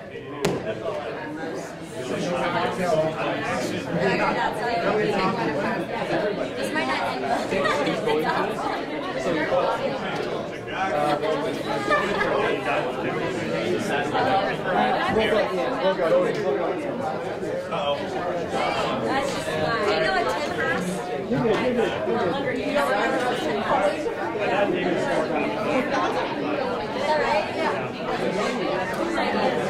Okay, folks, we're going to go over this just 2 minutes on each one of these so you can hear what happened in the other groups. And then we're going to open it up for big discussion here, okay? So, Tom, can you do a quick rundown of what happened in the Olympic Dream Group? Yes. We had interesting discussions, explanations around the Olympic dream. I think folks felt it's a very important thing for us to be part of because we're no longer pursuing it, we already are, and that the importance of the Olympic family value was really important, meaning we're part of this big family of almost youth-serving organizations and the NCAA, etc., and that there's a lot of value in that. So very important to continue pursuing that. Olympic Games could be a watershed moment for the sport. And lots of amazing things could happen after that. And make sure while we do that, we protect and market the values. Because one of the things we talked about is that the IOC and the USOC are saying, you're the kind of sport that can be a positive influence on these other sports. So we don't want to lose sight of that. Great. That was slightly longer than 2 minutes. Leanne? So branding, what should you guys USA stand for? So we talked about from outsiders, so new potential players, parents, other people, and we also talked about current community members. Outsiders, we didn't want to lose the focus on the fact that we have an awesome community and just push growth to lose some of that uniqueness, things like sandblast and like crazy tournaments you wouldn't see in any other sport. So we think that's more important. So we don't want to just push for growth for the sake of that. Making media more central, especially on the website. Everyone has an opinion about the website. For current players and community members, more clarity on what USAU does for us. Like, what do we get for USAU membership apart from, ticket? Just we have to do it to be able to play in the series, play tournaments. What's on offer? And also, so a suggestion for that is that USAU could be a place to get information for all different levels of the community, from the elite clubs to, to juniors to mid-level rec players. So one example we came up for that was collective bargaining, which, but we're thinking more like, maybe access into a national sponsorship deal with something that teams could sign up for. And also focusing on developing our community rather than pushing the elite so much, and just finding a balance between, some of those clips later on in your video were awesome and exciting, but does that really represent ultimate players? So finding a balance between that high level and developing the community and our values. Thank you, Leanne. Awesome. Diversity and equity is Ness, right? Okay, we had some really awesome discussion. Right here, we kind of had just like a bullet point list of all the ideas that we converged on. So first and foremost, we talked about creating a policy around equity and diversity that goes beyond gender. So right now, the only public official policy that USAU has is only pertaining to gender, and so broadening that to include all aspects of diversity. Some ideas that the group had about how to do that, or how to increase and promote diversity. So we talked a little bit first about gender, so you'll see, and then we moved on to diversity, but creating a college mixed division to promote, to provide more opportunities for women at the college level. Potentially separating out seasons for the mixed division versus the single gender season. Overall, creating more opportunities at the classic and select flight levels. So right now, it feels like there's a much stronger push for the elite levels, but creating those opportunities at the classic and select levels. We talked a lot about volunteers and creating a structure that allows people to have a network to reach out to when you want to have clinics, when you want to launch college teams, when you want to reach out to kids in cities. So right now it's just hard to find people to support that kind of growth. And I'm going to jump down a little bit. So not just growth at teaching a clinic once, but actually providing sustained opportunities for sustained play in those cities.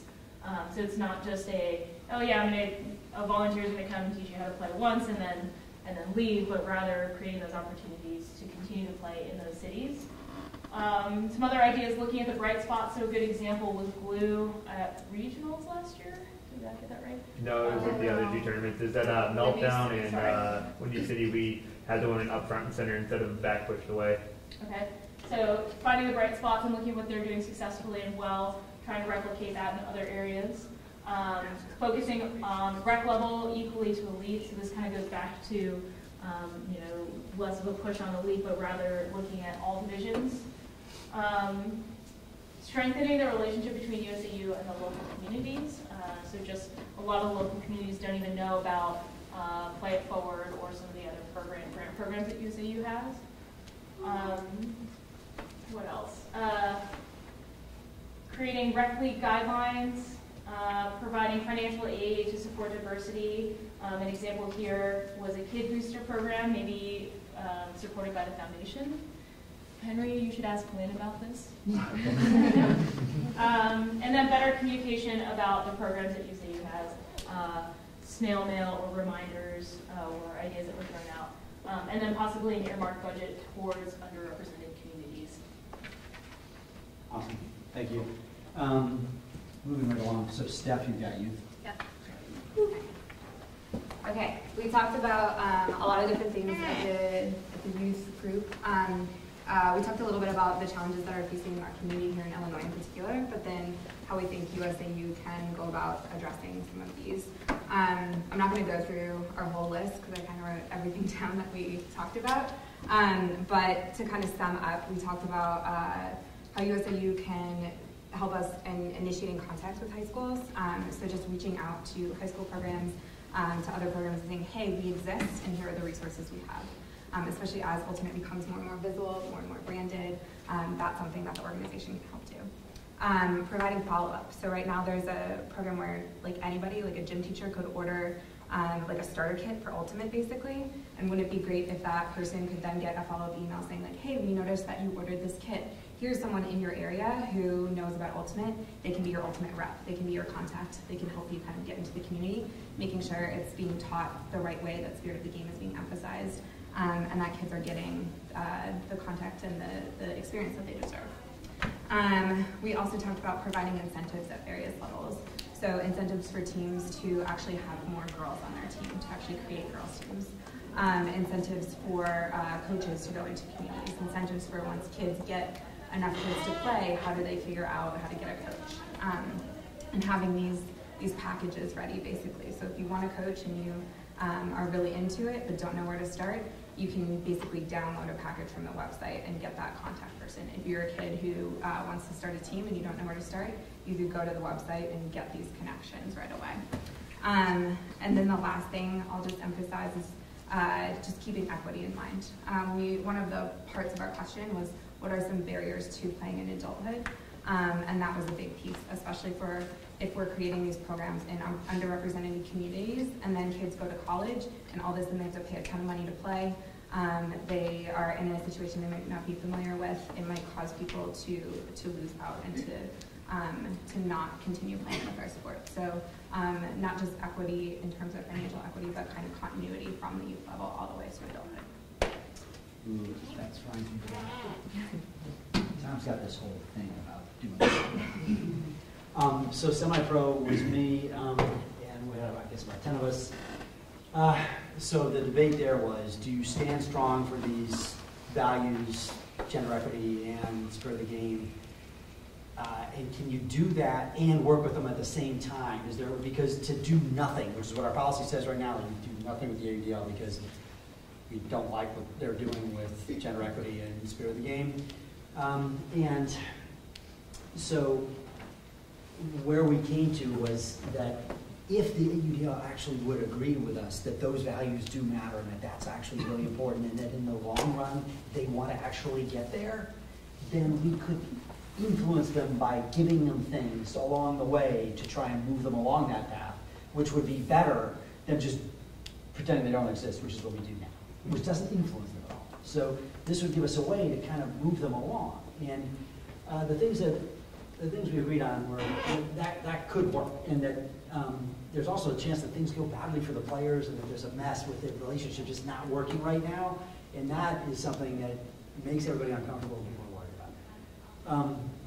Then one other piece was that USA, they do this great branding. They're doing, your Facebook feed is filled with their stuff, and it's all guys. And so why don't we do more of that and fill people's Facebook feed with equal women, men, and mixed? And so there's sort of permission given by our group to spend some of their dues dollars on going ahead and doing that. And the really good idea was that could come back in the end and be considered an investment anyway, because in the end it's going to promote the sport and we'll have growth and we'll have more memberships, and so consider it an investment in the long run and go ahead and spend that dollars. So that's why that's where we take it. Will, it's you.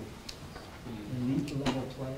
So yeah, we did elite level play, kind of, similar to the ADO, and thinking about how the sport is showcased and what the top players' experience is like.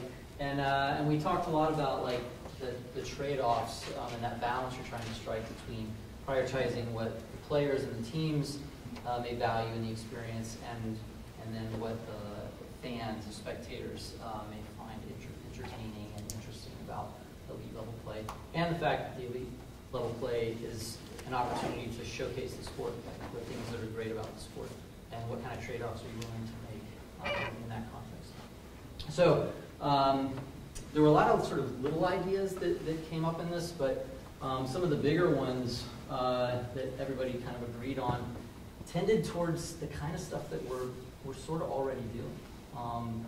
That we're trying, I guess, which was interesting to hear, is that it wasn't like this big radical, you got to just head off in some other direction and do something radically different. Like that there's a recognition that the things we're doing are trying to strike that balance. And so a few of the things that we felt like were worth writing down was that the tournament formats versus kind of these individual matches actually have a lot of value, both to players and to fans, especially to players, and specifically to fans who are on site, who can sort of have this immersive experience in the sport and get a lot of sort of bang for their buck, like out at an event. The format, those formats are challenging and fun for the players, that they're interesting for the fans as well. Match play, single games make a lot more sense in terms of media coverage, and in order to sort of integrate that with the tournament formats, the kind of way that we've been doing it, where you've got the last couple of rounds, the semis and finals showcase, makes a lot of sense. And to continue to do that. And then that makes a lot of sense for tournaments where those big games mean a lot in the season, or for fans who are interested in a particular team and just want to see that team. It doesn't necessarily matter that it's the finals or it's a full play game. But if we can get media coverage around those matches, individual matches. Another area of convergence was that it's important to showcase multiple genders and divisions. That really is important. Like envisioning 10 years from now, 15 years from now, what are you seeing when you see Ultimate as a fan? That you're seeing not just men, you're seeing women, and that you're seeing mixed. And that all three of those things are really important for us to sort of keep working towards. And then a couple sub-points to that. One was that it is actually important, and we had a group that sort of ranged from newer players who are sort of aspiring and to be elite players eventually. They're also fans right now, and also club players, current club players. So women-specific opportunities are important because that provides motivation for women to get out there and have a valuable and rewarding experience and have role models. And then another really interesting one was that if we want to showcase mixed, because there's something there that we believe in, that we may need to shift something in how we're actually structuring our mixed competition right now, because there's this perception that exists that it is not as competitive as the men's and women's divisions. And I know that not everybody believes that that's true. Some people do, but I think generally speaking, like there's a perception out there. And that if we want mixed to be up there at or above that level, because we want to say this is what we're about as a sport, we may need to adjust how we structure our competitions or our teams or whatever to really put some sort of weight behind that. I just have to add one more thing. I think the people who are watching those clips that might be put out or like those highlights are not other elite players per se. They are middle school kids and high school kids. That my team just went through all the archives that could find, any video clip to try and find Mrs. Nolan playing some ultimate, right? Thank God, we were pretty hideous back then, but hey, we were tough. So, but that's where I'm like, you know, like all of that, it's the next gen that is looking at the players that they want to beat. And that's like those clips that are out there, when they were on the top 10 sports highlights and there was an ultimate one in there, I had about 10, 12 kids. Mrs. Nolan, did you see this? Mrs. Nolan, did you see that? My son, Mom, look at this. You know, like that's the demographic that's looking, because they are glued to their phones more than we are, more than even the young people in here. So that's a huge, it was mentioned a couple different times, and I'm like, when you're putting that stuff out there, there's where your growth is going to come. So Lynn, you're tying together some themes in several of these, because that came up in branding, that came up in the semi-pro, that we ought to spend some more money on that, and then in welfare. Are there any other themes that people are seeing? So what is jumping out now? You've got like all this stuff. Yeah. I think there was talk of like transparency, and I know that's a difficult thing for a governing body to capture, so that the community feels like they know what they're getting and what to expect. But I think that's been a theme throughout, is just like really promoting what USAU is bringing to the league player, the pickup player, the youth organization, the local organization, just so that everybody can be aware that like this is what's being brought to the table and what the advantage is. Because you brought up the transparency issue, I feel obligated to speak about that just quickly, which is that the only thing we don't share is our member votes, or the board member votes, because it's kind of like if you're the coaches of a team and you figure out the starting lineup, you don't really want to go out and say, well, I was for these people and they were for those and they were for those, but we decided in the end we just go with Ann and Kathy. It's like, I think what she's getting at is less about transparency of what's going on behind the scenes and more communication of benefits at each level across the board. Okay, yeah, gotcha. Totally. Okay. Yeah. Okay, good. It would actually be a very good board member exercise if you sent it out via email and say, what do you think this transparency is? No, middle school player. Yeah. What does USAU's value to that person? High school player, or you could lump those. Parent of youth player, what is USA?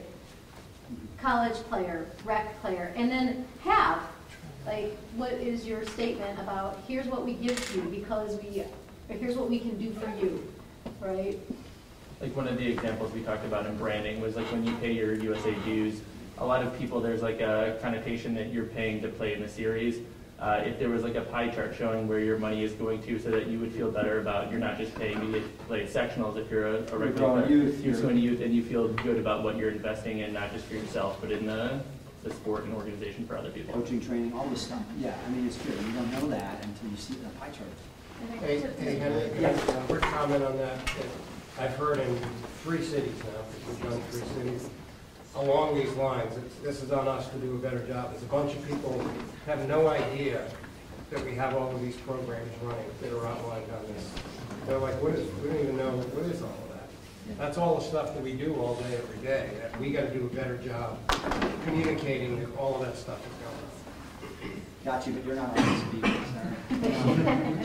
You can't speak anymore. You already have like 6. Okay, go ahead.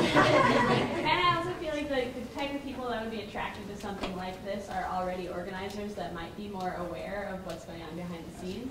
But like, I think if I were to ask somebody on my club team, just like a random player, they're not going to be aware of a lot of these things. So it's really like, it's not even just getting to like the people in this room, but it's getting beyond that to like these, like somebody was mentioning earlier how there's like a wealth of pickup players who they don't give a hoot whether or not USAU exists, they just want to play. So like being able to mine what you can bring to that organization and those people is like the kernel here. Gotcha. So this thing that you're talking about is how we communicate and get the word out to really a much broader audience, and like Lynn's saying, all these different demographics. Gotcha. I think a big part of that too is that we have a lot of USAU representatives all over the place, state, regional, everything. We don't know who any of them are. We never hear from them until maybe an issue comes up and it's like, oh, by the way, I'm your regional coordinator. Well, great, that would have been helpful prior to now. But we have no idea who this network is. Right? If USAU wants to be more involved, then they need to be more visible. They need to be in the community. They need to be accessible. Right? We need to know who our USAU representatives are, who we can talk to at what level, what the hierarchy is, all of these things. And there's just, I know it exists, but I don't know any of it.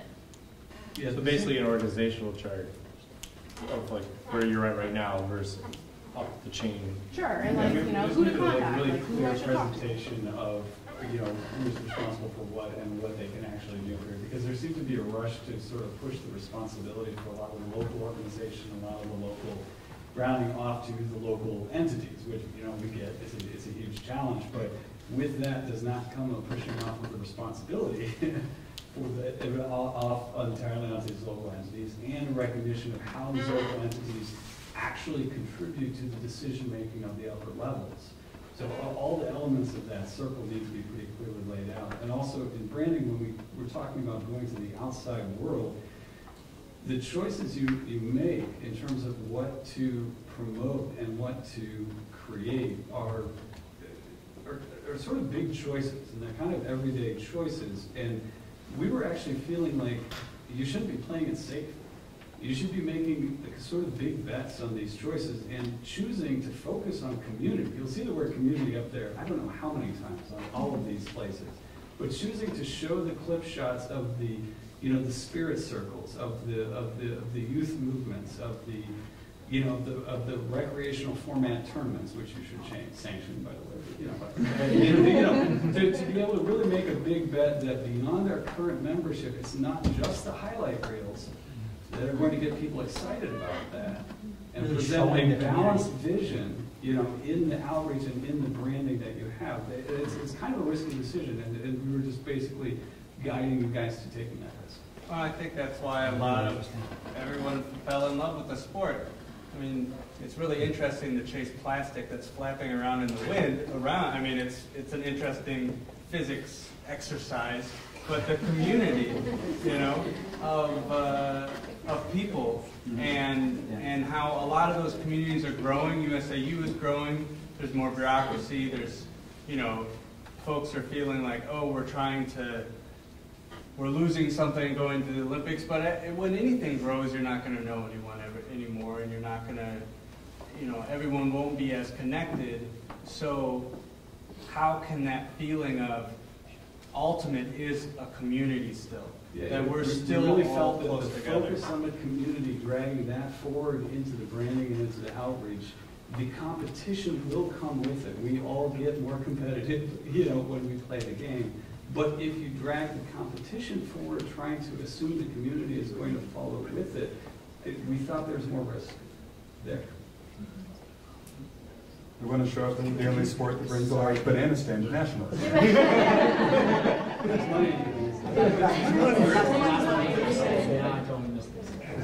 I don't write as fast as you talk. The last part of what you said.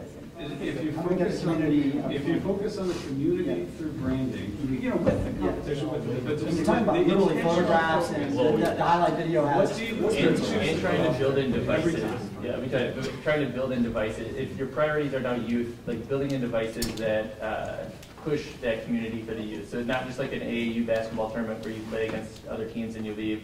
There's devices built in like spirit circles, like social events at the tournaments that are mandated that foster the level of community, so it's not lost as the sports grows. The timing of the tournaments has encouraged to mix the teams. It's really just the little stuff. And if you're leading with that, we felt the competition would come along for the ride. But if you end up kind of focusing on the competition, it's tough. It's just natural that people take highlight videos of the play, not the part. And you're right. It's really interesting. That cute girl with the disc at the end of that movie, that the cutest possible picture at the end of the future of the sport. That's one that's that and Gloria up in the air like that. Yeah, you don't notice that people stop smiling after 2000 in the video.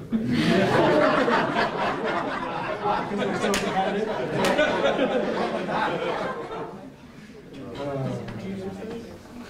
I'm not quite getting that. And that is because it got so competitive.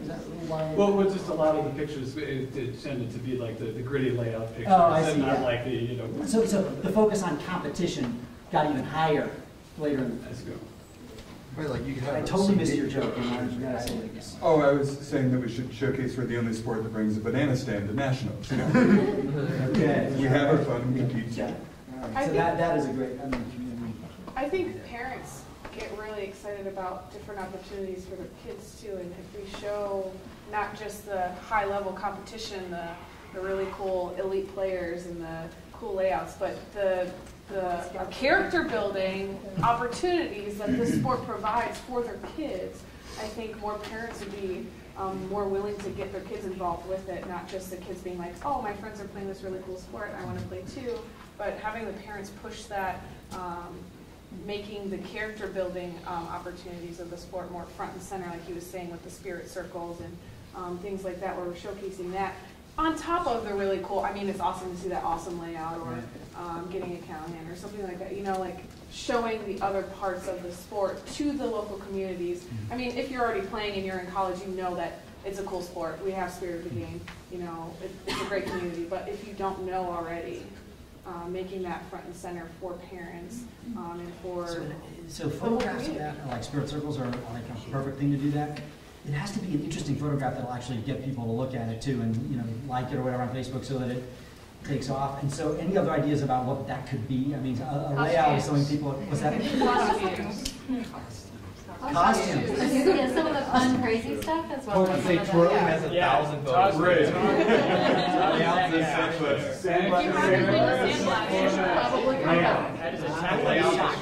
We have people like I hated the fact that we end up in the entertainment section of the paper, not the sports section, because there's a guy in a skirt. And now, but if you're doing something athletic in that, it's funny, because that's for parents. When you talk about parents, it wasn't until the Olympic thing that I had so many. Oh, it is a real sport. I'm like, are you kidding me? Come and see us play. And I'm like, oh, are they gonna? I'm like, colleges play this. You just. So it's that balance, right, of that legitimacy and that spirit and fun and community. And I think you capture that in the mission statement. So all pieces of that mission statement need to be balanced, in the right? branding and in how we promote the sport. Yeah. I coach a high school team, and I realized that I hadn't done a great job of explaining fear to the game, so we focused on that this year. And I actually ended up taking out my phone and just audio recording a bunch of things my players were saying because they were so profound, right? There are these 15, 16, 17-year-old kids on the west side of Chicago talking about how spirit means like competition plus family, how spirit has helped them work through conflicts.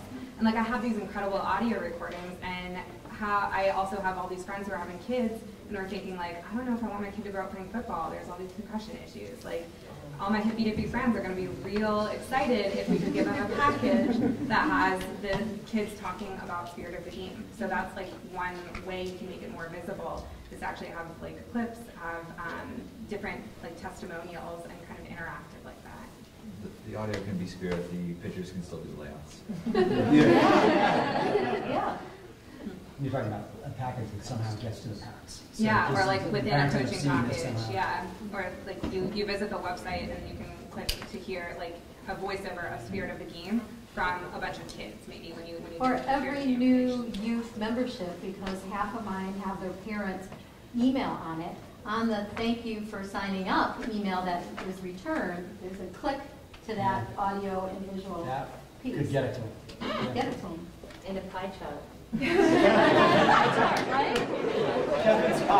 To every member. When you sign up, here's where your dues money. Yes. Right? Yes. That makes sense. Any other? from Yeah. the kids, you could think about making like a Snapchat for each tournament. I've heard about them being made before, and I know it can be done. I can research it myself, but most of probably how your kids or teammates come out is by word of mouth. And Snapchat, they love it. I mean, there was an article in Time yesterday about it. To follow up on that, I mean, you should, well, first of all, I think we all agree you need to put your money in the website. That's probably the best thing that you can do. That's probably the best thing Ultimate Chicago did. But you can also, you don't have to be the only one responsible for creating content, because you can't. You're too small. Let the teams, let the people, let the volunteers, let them generate blogs and content and Snapchats and generate stuff that can be shared and give us basically the tools where we can do so. And I think you'll find that will be a lot more powerful. Got it. I think the other big theme I see from the diversity and equity and the youth groups is just the financial barriers for both inclusion with gender and different people, different backgrounds, as well as some kids who might not have like the $80 to play summer league, or when they move on to college to get involved in their college team. So promoting that continuity. I don't know if that's within the purview of USAU to kind of build that structure. This is one of Tom's biggest dreams, and that's why he's pushing the foundation so hard, is the idea that taking your dues and paying for somebody else to play is a little bit, and we do some of that, but taking somebody who's donating money and saying we're going to help underprivileged people play, and by the way, national teams. So people don't play, they don't sign up to go out and try out for the national teams because they just can't afford it, and that's kind of sucky. So that's what this Ultimate Foundation is about, and we're trying to raise money for. So if you'd like to write a big check. Is like in conjunction with that, is there much being done to solicit sponsorship so that it's not player or individual based donations? Like I feel like that's always been an area that USA Ultimate has lacked in bringing in outside funding from corporations, and I don't know if that goes against other. There's reasons for that, but I feel like that would help across the board. I couldn't agree with you more. We've never been very successful at that, and it seems like we should be, like some Ray-Ban or somebody should love us. It's all about eyeballs, right? Yeah. Which is where the visibility piece comes in. I mean, it's all tied together. Olympics, ESPN, how many people are watching? That's what somebody who wants to give you money, Whole Foods, Patagonia, to the car companies, like that's what they want to see as a return. Even if there's a sort of cultural connection that you might assume would fit. It comes down to is there a return on their investment? But I think as we grow and as we do some of these things, there are more opportunities like that, which is a little different than the foundation. We want to do both. It's kind of what it comes down to. Just to be clear, we have pitched to a gazillion potential sponsors. We don't have what they're looking for. They're looking for big numbers like the other sports that you saw that are also having trouble getting sponsors. And then the second key is television is incredibly important to sponsors because they have to have a way to activate a relationship that gets to hundreds of thousands of eyeballs, or they can't get a return on their investment. So the only way to get sort of the non-endemic sponsors interested is you've got to have big-time visibility on TV, and then we got to keep growing that 55,000 number to 400,000. Then all of a sudden they're like, oh, so we can activate with 400,000 people. We like your values. All these things have to come together. We pitch constantly, and we get turned down all the time. So we have really smart people helping us make these pitches too, some of the best in the country. But you know what? We're going to get there really soon. Sorry, I'm going to repeat what I said to Ness, but in the diversity group, we listened to people with tremendously valuable insights and wealth of experience, and it was really good to hear. But if we're going to address, the question of gender equity or the question of equity of underrepresented groups or socioeconomically disadvantaged groups, we need a serious analytical study which masses the data and analyzes it and processes it and presents what is the state of the game. Can we hire a math professor? They don't know how to do anything in the real world.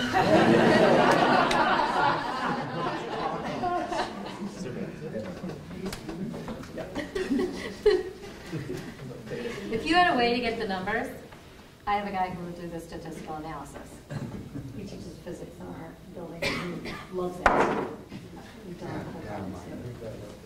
But you'd need numbers from rec leagues. You need numbers. I mean, if you really want to know who's playing, you need more than 55 or 50,000 Okay, numbers. we've got time for a couple more people with a 2-minute point. Oh, I was just wondering if my dots. Oh, the dots are coming. The dots are coming. Or we can. I think we should also get a picture before too many people leave. That's a great idea. That'd be awesome. Hey, is there anything that the other cities have said that we did not say? Just out of curiosity. Yes. Are we the best cities? Yeah. At least I think you're the largest by 50%. So yeah. What kind of count do you think you are here? I counted 57 before, but I think 3.5 million people. So I think the others are 40 and 50% larger. I don't know anything specific that the others have said. Similar themes. Well, yeah, I mean, I'm 5 people. I don't know what you're talking about. The reason I ask is because, in DC, I don't know how big our population of people playing is compared to what the DC area is, but I know that there's more cities closer to each other. Yeah. And so the dynamic is a little bit different, right? Because they have more people to play with. And I know. Well, I owe you an answer to that question, and I don't have one in terms of how the cities are different. It's an interesting question. Well, and it's expensive. Yeah. I'll tell you right now, it's expensive to play in Chicago. Yeah. New York City. Yeah, there's no ultimate New York City, but there is in Chicago. Thank you very much.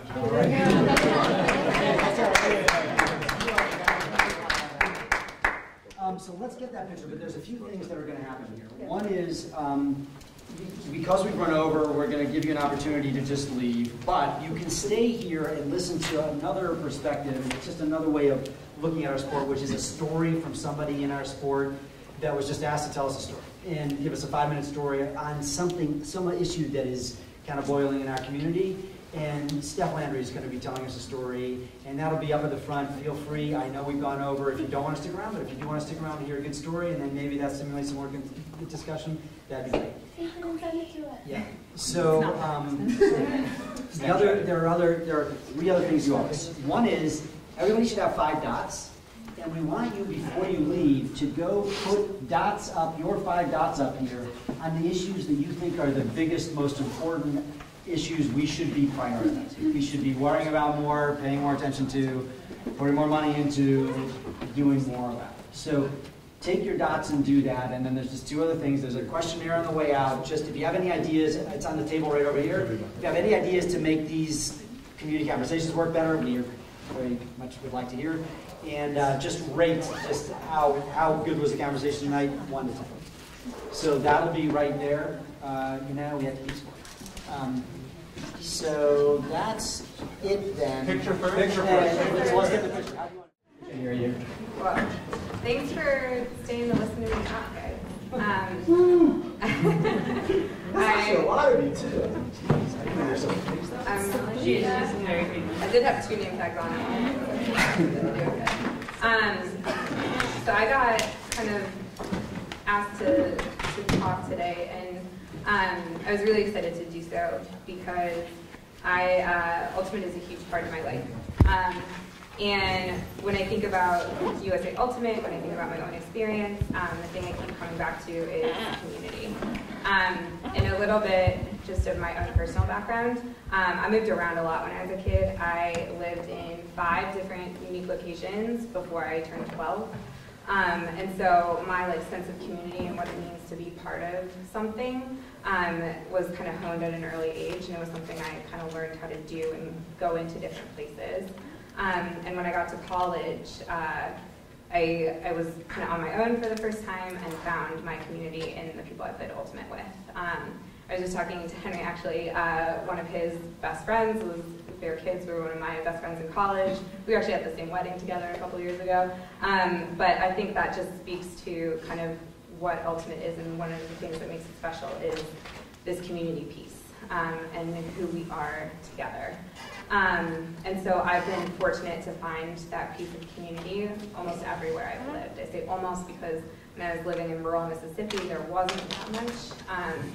But when I moved to Chicago 5 years ago, sight unseen, the first thing I did was figure out where can I pick up, how can I get back into things.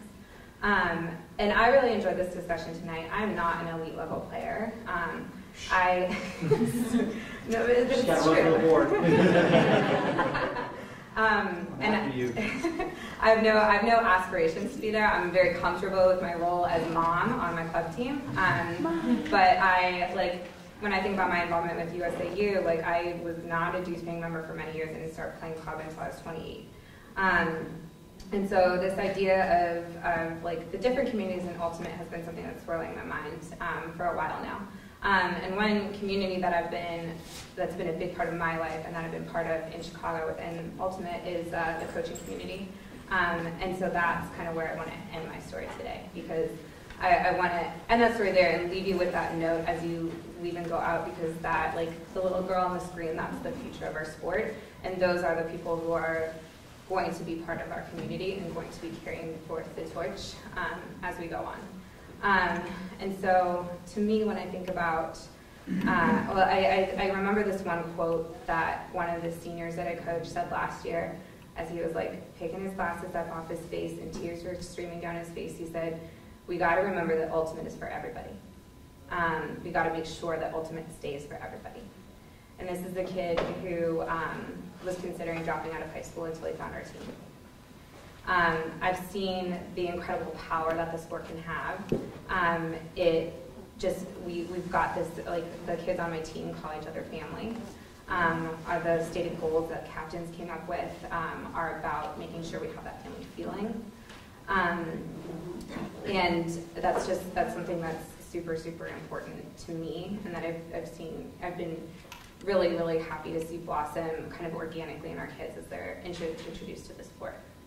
But as I think about how do we create an inclusive community, I can't help but think about the barriers that do exist to being a full member of this community. Even moving here to Chicago, having the cultural capital and resources that I did, it was hard to kind of find a team beyond just some pickup. It was hard to find people at the rec level. It was hard the first time I went to the combine, the women's combine. It was very, very intimidating, mixed combine, very, very intimidating. And didn't kind of feel that sense of community. It took a couple of years to build. But I also think about the barriers to access that go beyond that. Ultimate is a cheap sport to play. It's not a cheap sport to compete in. Right now, if you look at the demographics of our elite teams in Chicago, our rec level teams in Chicago, even our high schools in Chicago and the Chicagoland area, we don't have representatives who are people of color. That's the wrong thing to say. We don't have a ton of people of color who play. We don't have a ton of people who identify as coming from low-income backgrounds who play. And I think that's a barrier to creating an actual inclusive community. And that's something that I want that to be forefront at the top of our mind. How do we create, where there are barriers, how do we create access points? How do we create incentives? How do we make it so that everything is very accessible to people no matter where they come from? And not just level the playing field, but really think about what does equity mean? What does it mean to reach out to someone who hasn't had all the opportunities? What does it mean to ensure that our community isn't just inclusive in name, but actually in deed and in policy? And so what I want to leave you with is, it's one thing for me to sit up here and be a person who comes from a privileged background and kind of talk about why this is important to me, but I think I want you to leave with the words of some of my students. And this comes from a student who asked not to be named, but I'm going to read you the email that he sent me when I posed him the question, why is it important to you that Ultimate is more diverse? And he said, my response to this question is that it's so important for the Ultimate community to be more diverse because it offers the subject of family to be opened wide to anyone and even have a great impact on those who need love and care. The more diversity, the perspective people bring to the sport of Ultimate. To me, when I first got into playing, I thought that it was just going to be like any other sport, but in games and in practices, people help you out a lot and they cheer you on, even if you make a mistake. Diversity for me is that people of all different races, nationalities, sexes form a big group or organization. The more diverse a place is, the more people begin to value it because you have so many different people around you that you feel like you have a second home. Knowing that you have different people you can rely on encourages you not only to play harder and train harder, but it also makes you value the environment and that you feel like those people you are with are the family that you've been looking for all this time. What I'm trying to say is the reason why I fell in love with the sport of Ultimate is because of the fact that the environment that is offered, it's something that you can't resist because of the good vibes that are shown. LOL. Hey, that